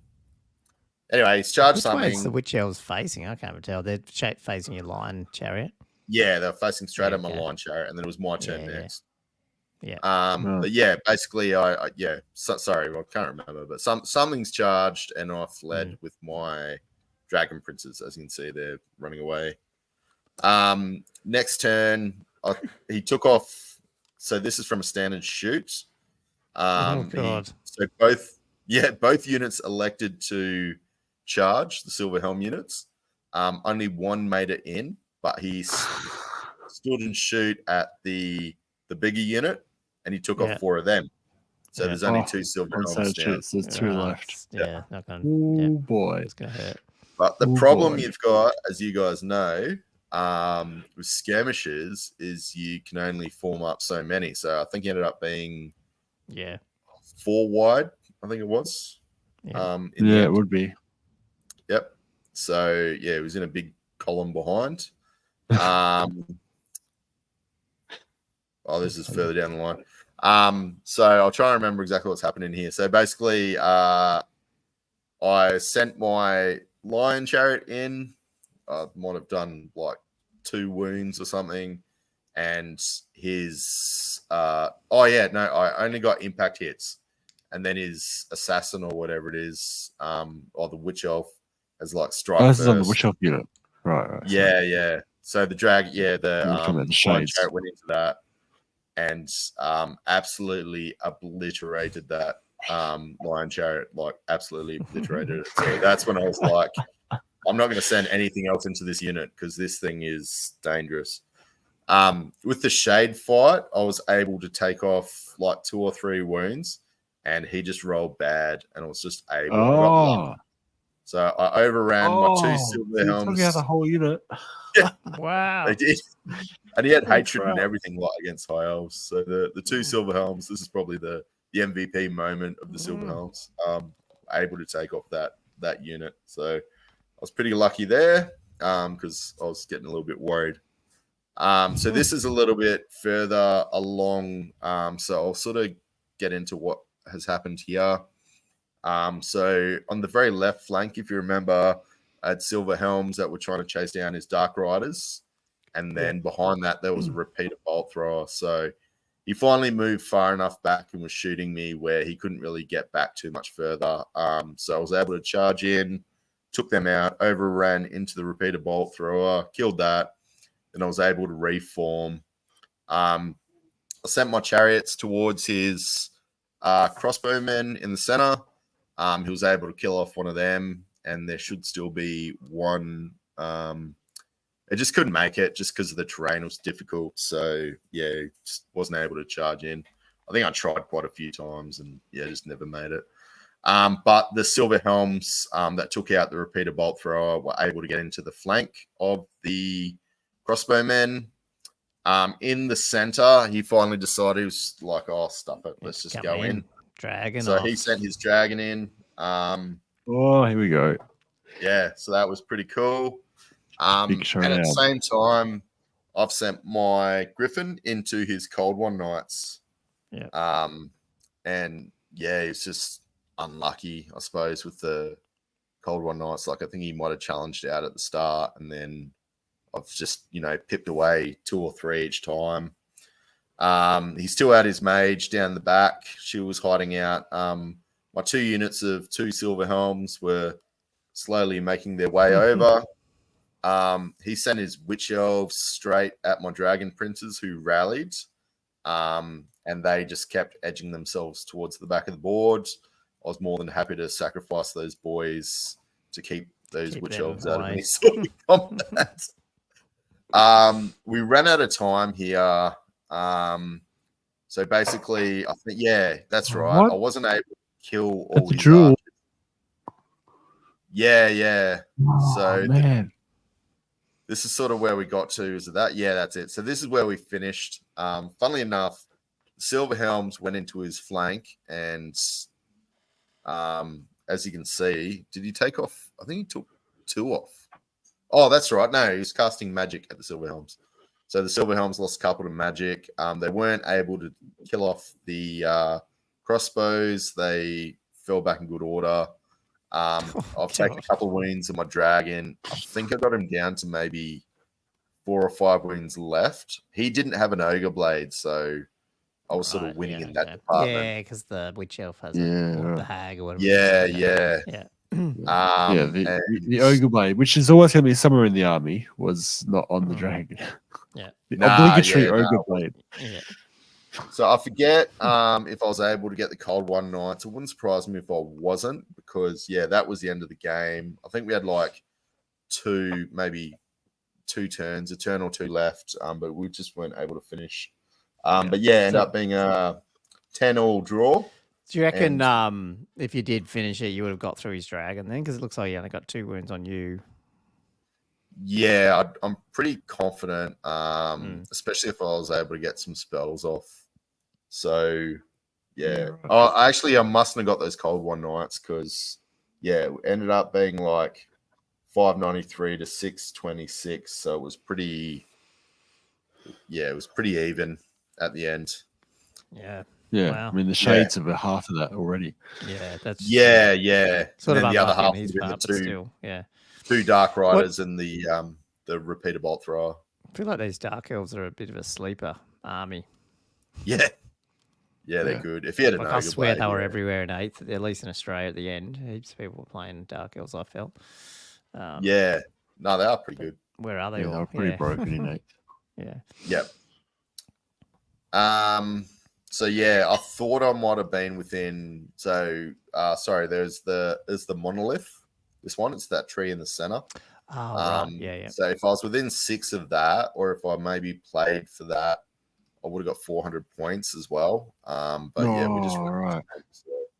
Yeah. But I mean, anything can happen in these games, can't they? So, but that's where we ended up. So day 2, this is against Damien, against dwarves again, as we can see. Another dwarf. Yeah. So this is the reserves one where you're diagonal and you put your guys into reserves. So Damien got a bit lucky. He only lost 1 unit of the Iron Drakes to reserves. I lost my mage. I lost my BSB on the Griffin. I lost 1 Reaver Chariot and an Eagle. So And I has he sort of got... What? These are all rolling ones. This is all... yeah, these are all rolling ones. Yep. So Awesome. It's like God. 4 units. That's pretty much all. Sorry, I've got 2 comments here. There's a lot of Games Workshop actual terrain on these Scenery, tables, yeah. which is pretty cool. Yeah, I like. But then, does he have a book of grudges? yes, he does. That's awesome. You're in It the is. book, are you? Wow. Yeah, no, he said that at the start. He's like, yeah, it's in the book. it's in the book. Definitely in the book by the end of it. So yeah, Damien was running. Yeah, so he had 2 units of the Iron Drakes with the. Of course, he had the Troll Hammer in both. One of them is not currently on screen because it's in reserves. To the left of that, he had a unit of. Oh, he had the Royal Guard. So it's he a was clan list. Yeah, okay. Yeah, he was running the no, Royal Clan. Yeah. Yep. Royal Clan.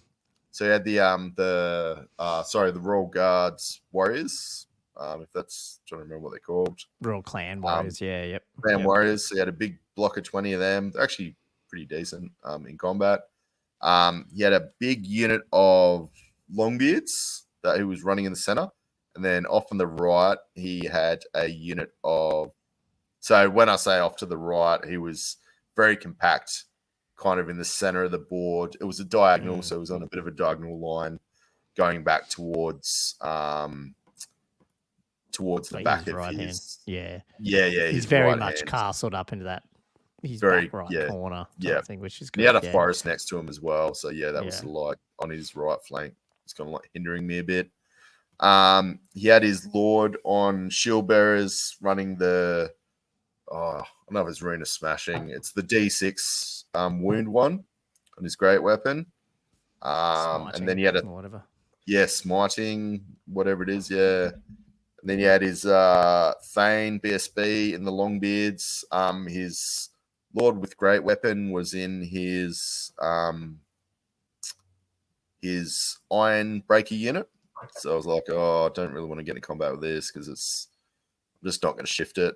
And yeah, I'm not too sure on a challenge how that D6, you only need 2 wounds to go through and get a bit lucky on your D6 rolls and your dragon's dead.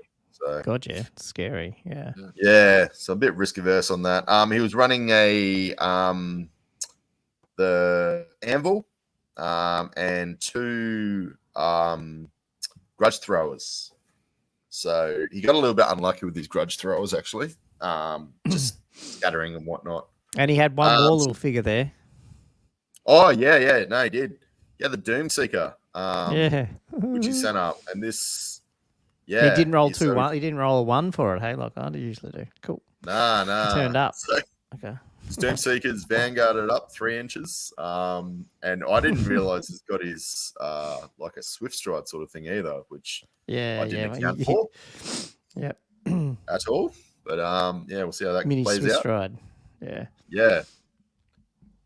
So yeah, my left start off. I had Silver Helms. I had my Reaver Chariots. I had an Eagle. Then I had, I think it was my Dragon behind the Eagle.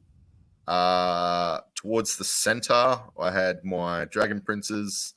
More towards the right, I had a unit of Silver Helms. That were pretty much the Dragon Princes and Silver Helms were staring directly at his army. Then to my far right, I had my Lion Chariot and another unit of Silver Helms. So they were sort of staring down at his flank where he had his Iron Wardens. So yeah, we'll see how we go here. So yeah, that's a close up of his army. It's actually painted quite nicely. I think he was borrowing this army off Mate or something. So yeah, a couple of shots to his army. All right. So what's happened with his Doomseeker? He's sent it up, so he got first turn. I wasn't too sure. I was like, oh yeah, he's not going to be able to get to me. So, but basically, yeah, he was. So he ended up, or whatever. Yeah. Yeah. He ended up being 1 inch short with his charge. So I was pretty lucky in there because if he got in combat, nothing could take it really except the dragon on that flank. So I was sort of like thinking if he did get in combat, I'll just leave the guys behind and everybody else will just press forward. Because yeah, he could definitely take on anything that I had there. But yeah, he ended up missing by 1 and I was able to charge in and take him out. But hey, you kill a Doomseeker and you don't get the points. So it's worked out well for everyone. Yeah. So yeah, what's happened? He took off my Lion Chariot with his Trollhammer. This is when his reserves have come on. So this is on my right flank. So his reserves have come on. Instead of going against he had on his very left flank, he had his Iron Wardens. They shot off my Lion Chariot. He's then brought his reserves on of the other Iron Wardens, or the Iron Drakes, right next to his other unit of Iron Drakes. So he had 2 right next to each other, but he left the other, which is probably a mistake. He didn't push them up, so he's left them right at the back of the board. Yeah. I probably didn't measure this out correctly, but I think it might have been I was able to push him back. So like with 1 inch to be off the board, but I ended up saying 2 because I sort of measured it and I said, oh, maybe it's just over 1 inch. So I said, oh, it's 2 inches. But anyway, it was right on the edge because he had it like literally backed up. So, maybe it would have been. No, it must have been just over 1 inch because it would have had 1 base on the back, which would be 25 mil. So yeah, we did it right. So anyway, my Silver Helms went into his Iron Drake unit that just came on as reserves. He got a little bit unlucky with his stand and shoot in that regard. I think I lost 1 model. I was able to get into that unit. He is stubborn, and he was able to roll with the Resolute, which is -1 to your fleas. I think he rolled a 1 and a 2, which went back to a 1. So he got pushed back 1 inch. Which left me in a bit of a precarious spot. Anyway, he was basically shooting me with all his stuff that he could, and he ended up sort of pushing his units forward. Again, this is something that I've sort of taken advantage that base of. Up there. Yeah, there's a dragon on that base, so I sent everything I could into his Grudge Thrower on his right flank, and I was able to get my dragon over, and he didn't anticipate the 90-degree turn. So I was able to get that 90-degree turn in there. As long as you didn't march. No, yeah, no. No. So this is a couple turns into it. So he's marched up and then he's moved up. Actually, I don't even think I did use that 90-degree turn. I think he's marched up. Where did I go? Around. Yeah, no, he was on the left-hand side, and then he just flew over. Yeah. So that's sorry what happened. 90-degree was in the last the game against Michael. I was able to anticipate that. So where are we? Yep, so this is a little bit further in. This is zoomed out. So this is what's happened. So you can see I've got my Reaver Chariot and my Eagle were able to get into his Grudge Thrower. And they're past his on breaker unit, which couldn't basically do too much to me. I've sort of sent all my Silver Helms and everything up a little bit forward. My reserves finally came on, as you can see, and they're making their way forward. So yeah, took a little while for the reserves to get up there. Yeah, that's right. So this is where we had a bit of an issue. So I sent my mages and everybody to be about 12 in front of him or 11 in front, so he couldn't charge me. But I was able to sort of shoot him. So this is where I think, he probably got a little bit frustrated in this regard. I think a few people did. Just, when you play that sort of, you shoot, but you're out of charge range. You've got that sort of, that avoidancy sort of style. So I was doing that, clearing up his back. And then I was able to get the fiery convocation off onto his Longbeard unit. And then we got a hit, and basically with the scatter, he wasn't happy with the scatter rule, and basically said, I should scatter. And then that's right, because this happened to me. It doesn't scatter. Doesn't scatter. And then basically with the FAQ, we ended up going to Matt, and of course the GW side or whatever it was down, and you couldn't download it. So there was a bit of back and forth, but we finally, it wasted a bit of time, but it wasn't a big deal in the end.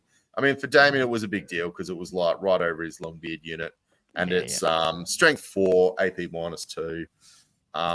So yeah, this is what we ended up getting. It was like 12 hits or something, and then 10 partials or whatever it was for the unit. So it took off 7, I think, in the end. So it was a bit of a big deal. I was able to get one of the vortexes out. The one that's like dangerous terrain for your enemy. Tempest. Difficult, Tempest. Just, so I was able to get even closer and not risk a charge. As you can see, so the dragons ended up going into the back. So, sorry, he took out my Silver Helms on the right, except for one, which you can see there. There's a single Silver Helm who ran off and rallied and turned around. And my dragon's gone into the back of his. The dragon's originally gone into the anvil, took that out. And then on the next turn, instead of going into the Grudge Thrower, I said, I'm just going to take out these bloody troll hammers because, they're just going to... They're the dangerous ones for you, Yeah. So I took them out. You can't shoot your dragon from there anyway with the Grudge Throwers. You're probably too close. Nah, but it could shoot, just other stuff. They're strength 5, AP 2, plus the troll. Yeah, it does, it hurts. It hurts. That's where we were for that. And then basically what's happened is I took out, so I've charged in with my dragon and a few bits and pieces into his clan warriors. Took that unit out. I thought I actually killed it. I didn't realize, but he's actually run off with 2 or 3. And then I ended up overrunning into his Ironbreaker unit. And then I had a bunch of other stuff charge into his Longbeards, and my dragon, as you can see, is charged up the rear. So I was able to take that unit out. So by the end of it, he was basically left with the 3 clan warriors that were running off somewhere that I could actually see, and just his Ironbreaker unit. So yeah, that was done and dusted. So what happened to the Doom Seeker? He didn't make it in, and what, you just charged him with? Yeah, I just charged straight into him. Silverhelms? With, my chariot and silver helms. Oh, yeah, okay, yep. Missed Just it, to right. make sure. He's Yeah. dead. Yeah, because that, if he went in, that would have slowed up that flank quite a bit. Yeah. But yeah, I was pretty lucky because obviously taking away that D6 weapon, he wasn't able to kill my BSB, who ended up getting into so we just got into a challenge and that's where we were. Against Damien, ended up with a 12 win, 12-8. I forget if we finished. I'm not too sure. This is my last game. I'll try and smash through this quick. This was against Jordan. I feel sorry for Jordan because he was playing Chaos.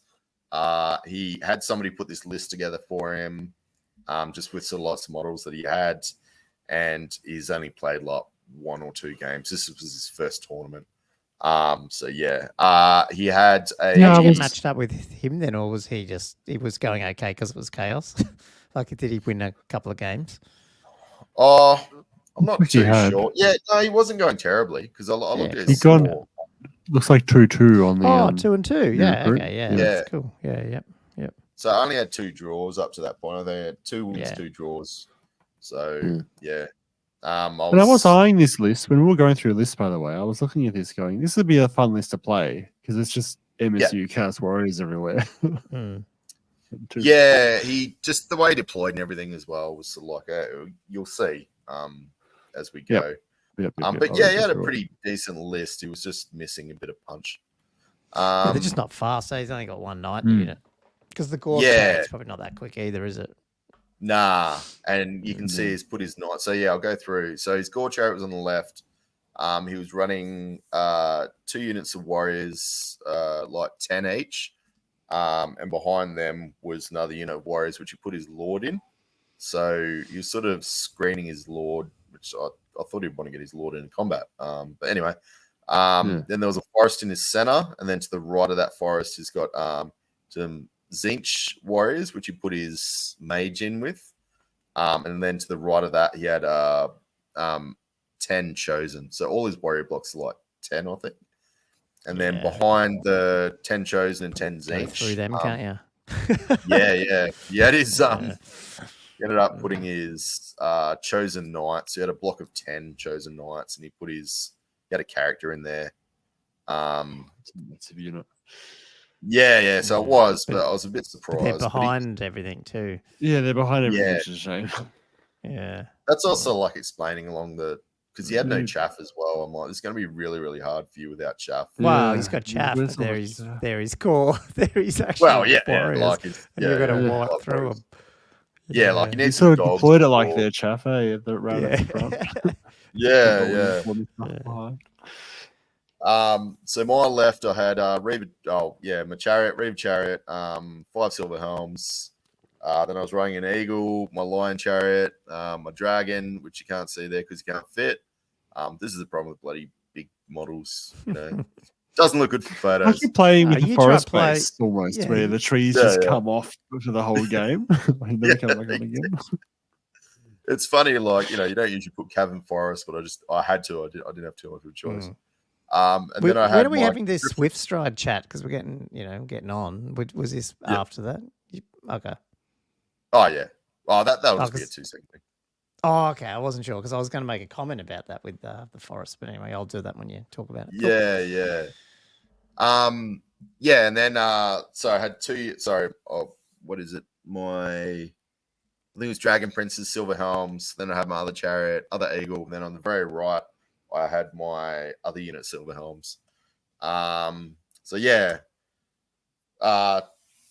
pushed everything up because kept out of his range. Did you? Or right on it? Yeah, just kept out of his range. Just being cagey, and he was shooting some stuff at me with his wizard, and that's about all he could do. He ended up sending his chosen up, and then didn't send his Zinch warriors up quite as far, but I was still able to get in. And then on the right, he kept his Gore chariot back, which sort of it surprised me a little bit. But at the same time, I'm like, because he said, I'm not going to charge you unless I can. Sorry, I'm not going to get in combat with you unless I can charge. And I'm like, well, I'm not going to let Silver Helms get charged by a friggin' Gore chariot. So we just stood there looking at each other. So that was a big Mexican standoff. So yeah, basically what's happened is I was able to send in. So he sent his Chosen up. I was able to get my Reaver chariot into his flank there. I was able to get Silver Helms in, and then I was able to get my dragon in, and I just made sure that my dragon was able to overrun past. Yeah, overrun past. I wasn't able to get my Lion chariot straight, so we ended up having to do that disordered charge, and then that's my Griffin, which you can't straight. It just looks weird from there. I just can't tell. But yeah. Oh no, sorry. He brought his. I wasn't able to get 3 inches, so I had to go across. And he wasn't going to be able to close the door, so he ended up being like that. So he was in front of the Chosen. And he brought his Chosen up, so I couldn't get the 3-inch charge for the impact hits. Okay. So I ended up like crossing. So my dragon's gone left, and my chariot's gone right, so I could still get the impact hits. Yeah, so I was trying to be a bit gamey there. I was able to. Why can't he just straighten up now? Why can't he just move?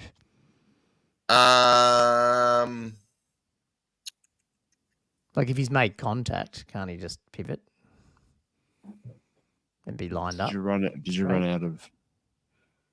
No, there was something. You come the other direction, did you? No, maybe no. Sorry, I was in his flank. That's right. So I got into his flank, and I couldn't close the door because his Chosen are there. I couldn't turn. Oh, so that was a flank charge. That's a flank charge. I see what you mean. I don't know if that's. So I was off on the left. Yeah, there's that rule that you can move through an enemy unit. I don't know if you. I reckon you still could.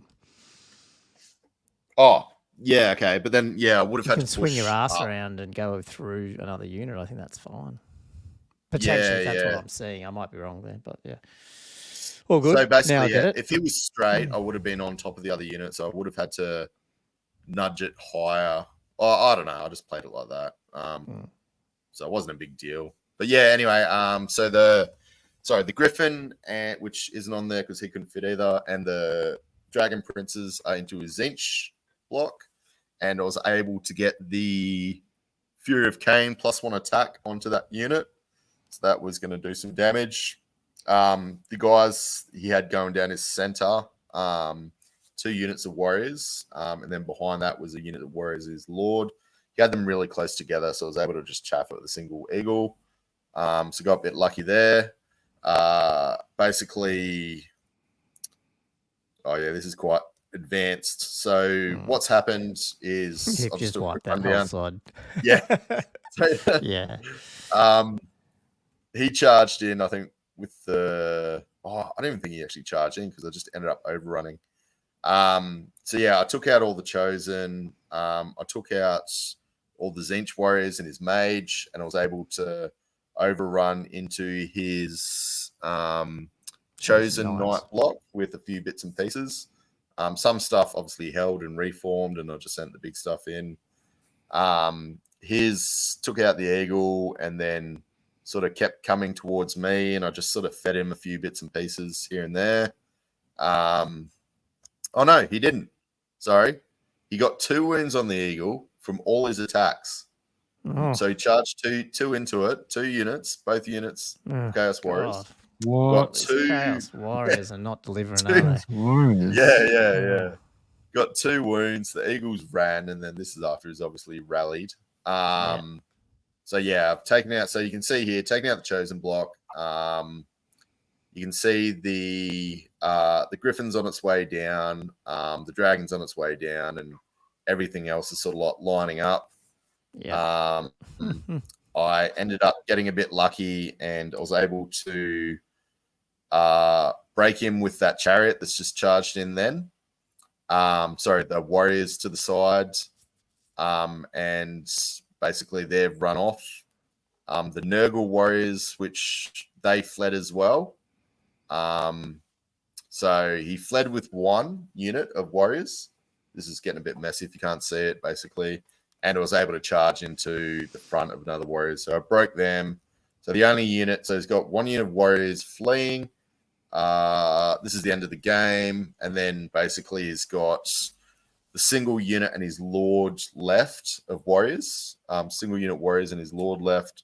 He's got his Gore chariot, which was still just looking at my Gore chariot's hanging around. Yep. I can't see it on there anymore. Yeah. And then staring down, I had my dragon, I had my BSB, so I had all this stuff pointing at him, but we ran out of time. So what did he get off you? Like an eagle or something? Yeah, got 1 eagle off me. Yeah, wow. Yeah, that so was the not one a matchup. Yeah. So poor Jordan was it was one of these things where, it was you feel bad. Like even if you had those warriors in a big block of 30 would have been better for him. You know what I mean? Like because you wouldn't be able to tear through them so easy, and you would have been a bit more like, oh, but obviously then the deployment meant his 2 heavy hitters couldn't even do anything. Yeah, exactly. So yeah, I mean you could tell that if he's building it out, he's obviously got the battalion box or something, and he's moving up. So hopefully he doesn't. Yeah, well, Matt knows him because Matt was coming over and just saying stuff like, like Dragon to be good, and he said, I didn't want to, join the meta sort of thing, and then he's like, you could throw a Demon Prince or something in there, or just some chaff. I was saying that as well, like those chosen knights, you could put 2 units of knights or something in there, like break them up and put some champions and things in there, like. You got those Chaos Warhounds are good, and then obviously Dragon Ogres if you want to throw. I mean, he'll be right. It's just there's sample options. More stuff. Yeah. It's just it was, infantry sucks, and units of 10 wasn't infantry a good matchup. suck. MSU infantry, really suffers. Unless you're maybe like high elves or something that might be able to, I don't know, get the charges off a bit. They still probably can't. But like sword masters or something. You know what I mean? At least you're striking first and all that, whatever they do. Yeah, that was it. All in all, ended up did reasonably well. The result? Yeah, what was it? Result came 4th. I didn't feel like I deserved 4th, but they were running the win loss draw system. So the most wins, and obviously a draw will take precedence over a loss. So who came first? Oh yeah, Actor came first. Yeah, 5-0. James, who I played at the start, he did really, really well. But he just got a heap of battle points, but obviously he just didn't get all the wins. So he got he actually had 75. Me. Yeah, you're right. So he went 3-1-1, 75. So he was only 2 points off battle points off Actor, but came 5th. Yeah. Yeah. So he lost against Actor on the last game, and that's what sort of threw him out of that contention. But there's upsides to that style of. And Paddy came second with 4-1. Yeah, it's good. Paddy came second. Yeah, so she. But you actually beat her on points, battle points. Yeah, battle points. Yeah, I don't know. Like, what's your thoughts on that? Because you seem to have do you have an opinion on how? Because I've never played. I don't think that result like win-loss. Whereas I know I'd said that in the podcast earlier, like in another episode, that I actually didn't mind the idea of it. So like, do you think you're playing different because of it? Like just trying to play for wins, or like? I didn't even know it was that. It was funny because it went up to Matt. At the end. I was like, make a difference. I think your recruit might have stuffed up the because he's gone and he's done all the presentations. I'm like, I think your recruit might have stuffed up the scoring. He's like nah, we're doing the win loss draw system. I was like, oh, so I didn't even know. But we probably should have had that on. But he ended up saying, oh, it's like a way that I think like Age of Sigma or 40K, they always play it that way. I'm like, oh yeah, it's that's what. Definitely in the UK, all the old world tournaments seem to be running it. At least a fair bit of them running it that way. And even in the US. So I don't know. Maybe for some reason we just haven't as much. I don't know. Like it's not bad. I just wasn't used to it. When it's like you're not used to something, it's like seems so. I sort of like the idea that you can potentially be playing for those close wins and stuff. Yeah, definitely. You know, Yep. And it's interesting too because Paddy came second. Looking at her matches, she played actor in the second match, Yeah. and lost 20-0. But because she won all 4 of other games, she still came Yeah. second. You know, Yeah. like normally if it was based on battle points, that she'd be right loss down the like that bottom. would But I mean, take look, her like out of contention. you know, and you know, Wood Elves are built that way as well. Like you probably They are. you know, especially sort a of heavily avoidance Wood Elves with a dragon with annoying netlings. yeah. No, I think like so. Matt, and before you joined, I think Andrew, me and Josh were talking about you know, if we could bring back the hobby or the gamesmanships and like other points to add on to the battle points, so you can sort of have those multi prizes of best overall and then just best general and stuff. It makes those things more worthwhile rather than just going, okay, you scored the most points, you win, type thing. Yeah. Yeah, it's kind of hard as well because like you get the good players playing each other at the end, and then it's like Paddy's gone against Actor. I mean, Paddy's a really good player, and it's just she's gone against like the freak of nature who can.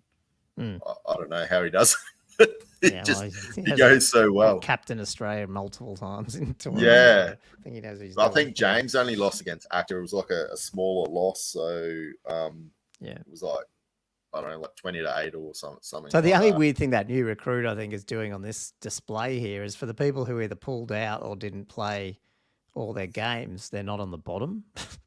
They should. Yeah, I noticed that. You've got so there's a few dumb things that the developers could fix that pretty quick. But anyway, it is what it is.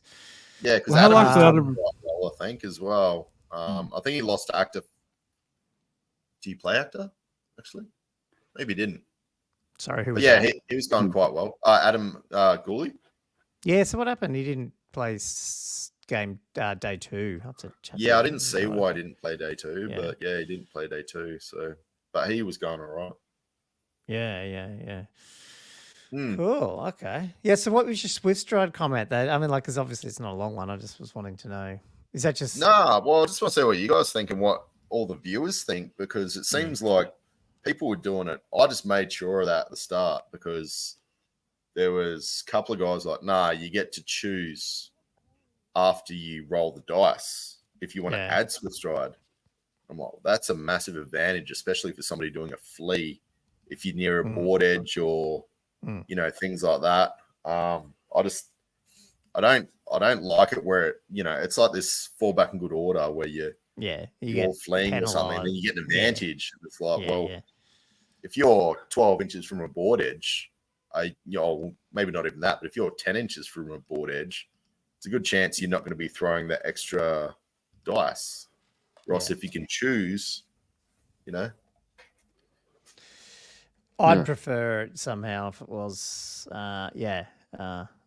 you nominate 4. You may choose to do it, but you got to do it all at the same time. Effectively, that would be good. Yeah, for sure.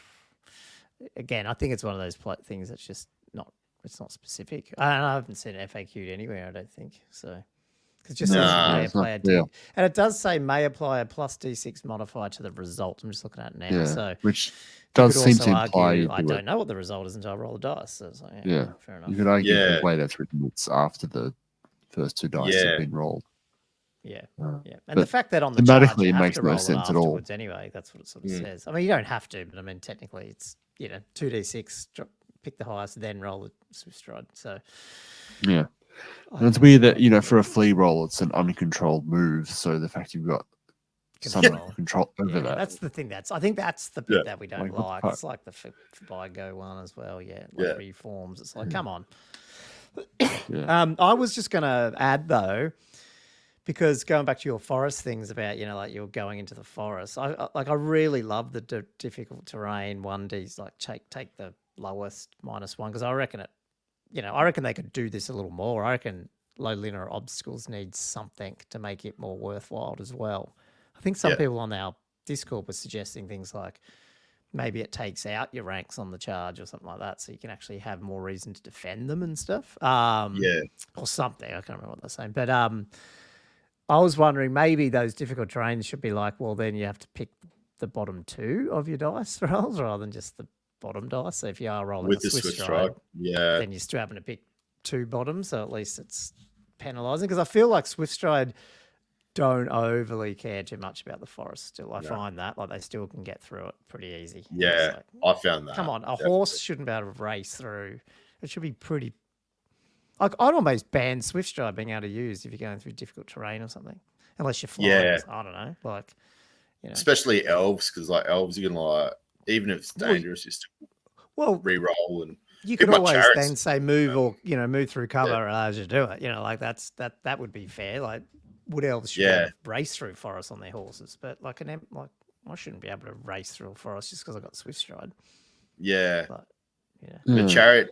I even mean, the chariot you should be taking a dangerous terrain check, in case you but land that's, in a hole and well, you snap do a leg. that, but I mean, it's still not that like it's. I don't know. I feel It like should be a heavier penalty for that. Like I feel like that gives you risk reward. Like you should be taking more damage.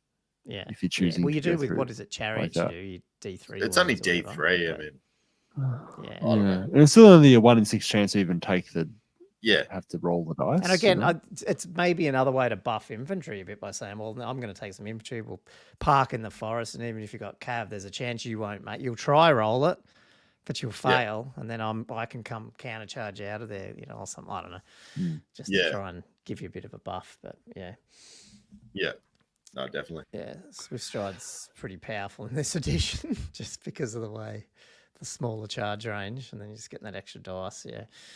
Yeah. Oh, anyway, cool. Oh man, congrats! The 4th place is awesome. Yeah, I think In it's a probably fairly one of big the best field, results.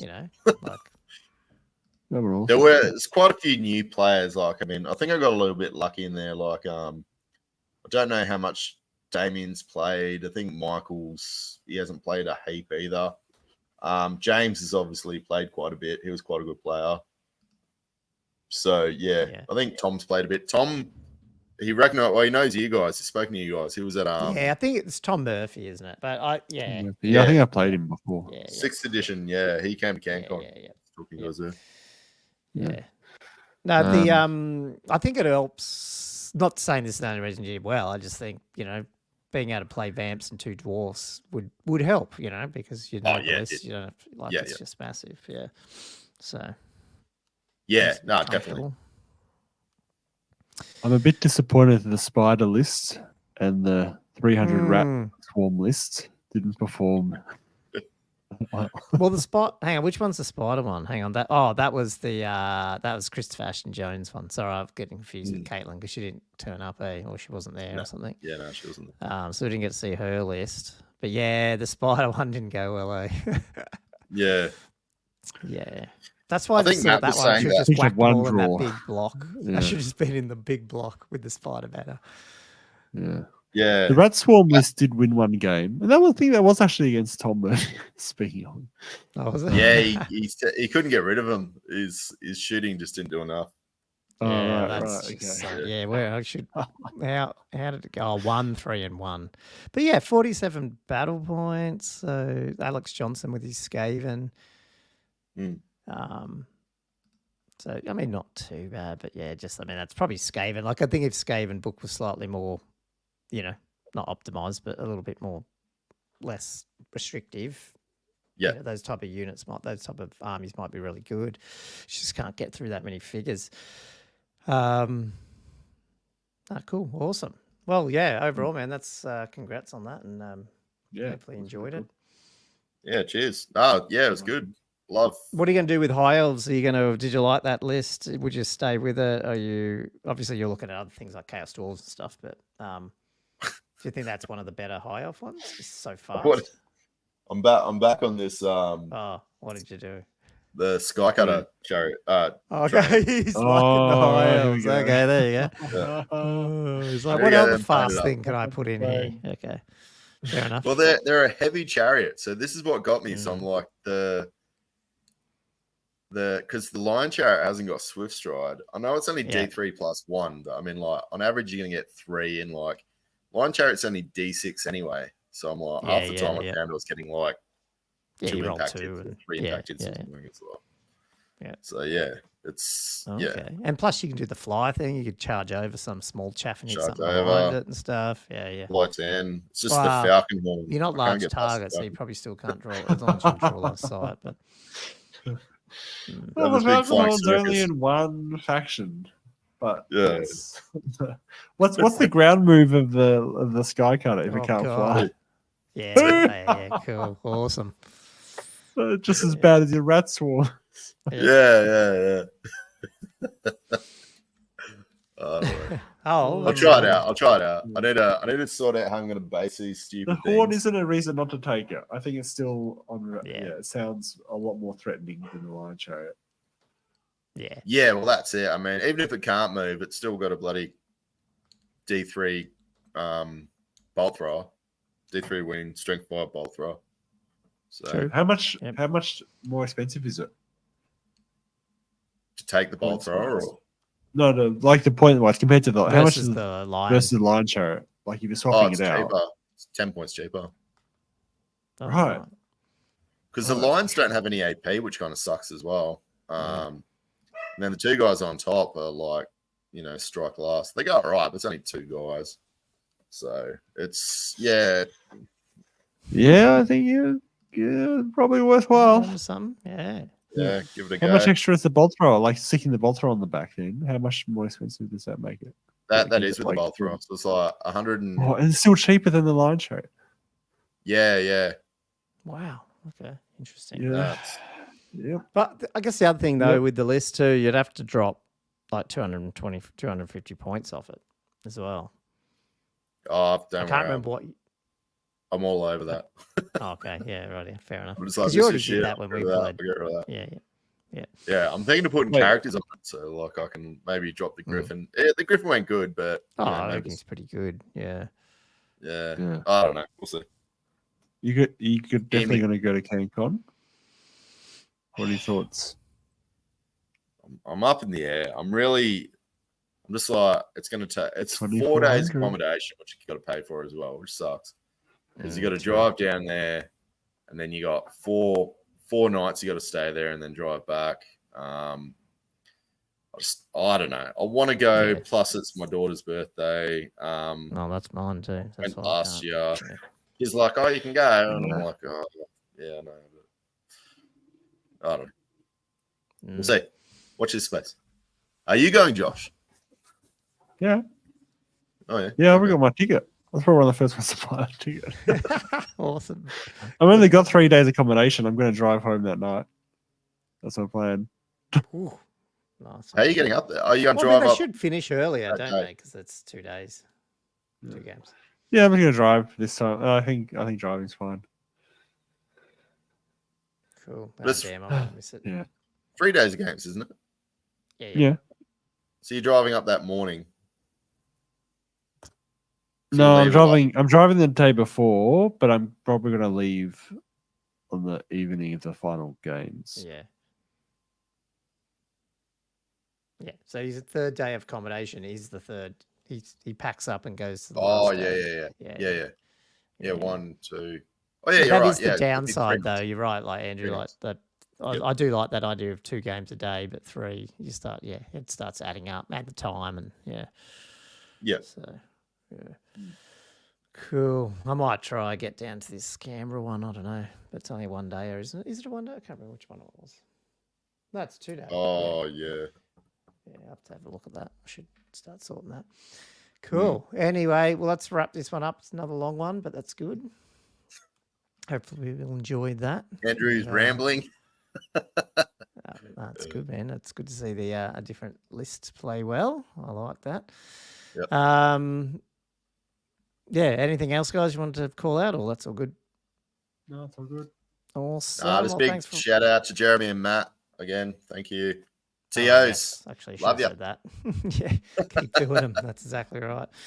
Yeah, thanks, listeners, for listening to another Old World Fanatics. And if you enjoy these weekly ramblings, just don't forget to hit a 5-star review on your podcast software choice, or if you're watching on YouTube, hit the like, subscribe button and click that bell. And, of course, jump over to patreon.com/oldworldfanatics if you haven't already, and jump on one of our tiers and join our merry patrons, giving us questions and all the other stuff they do.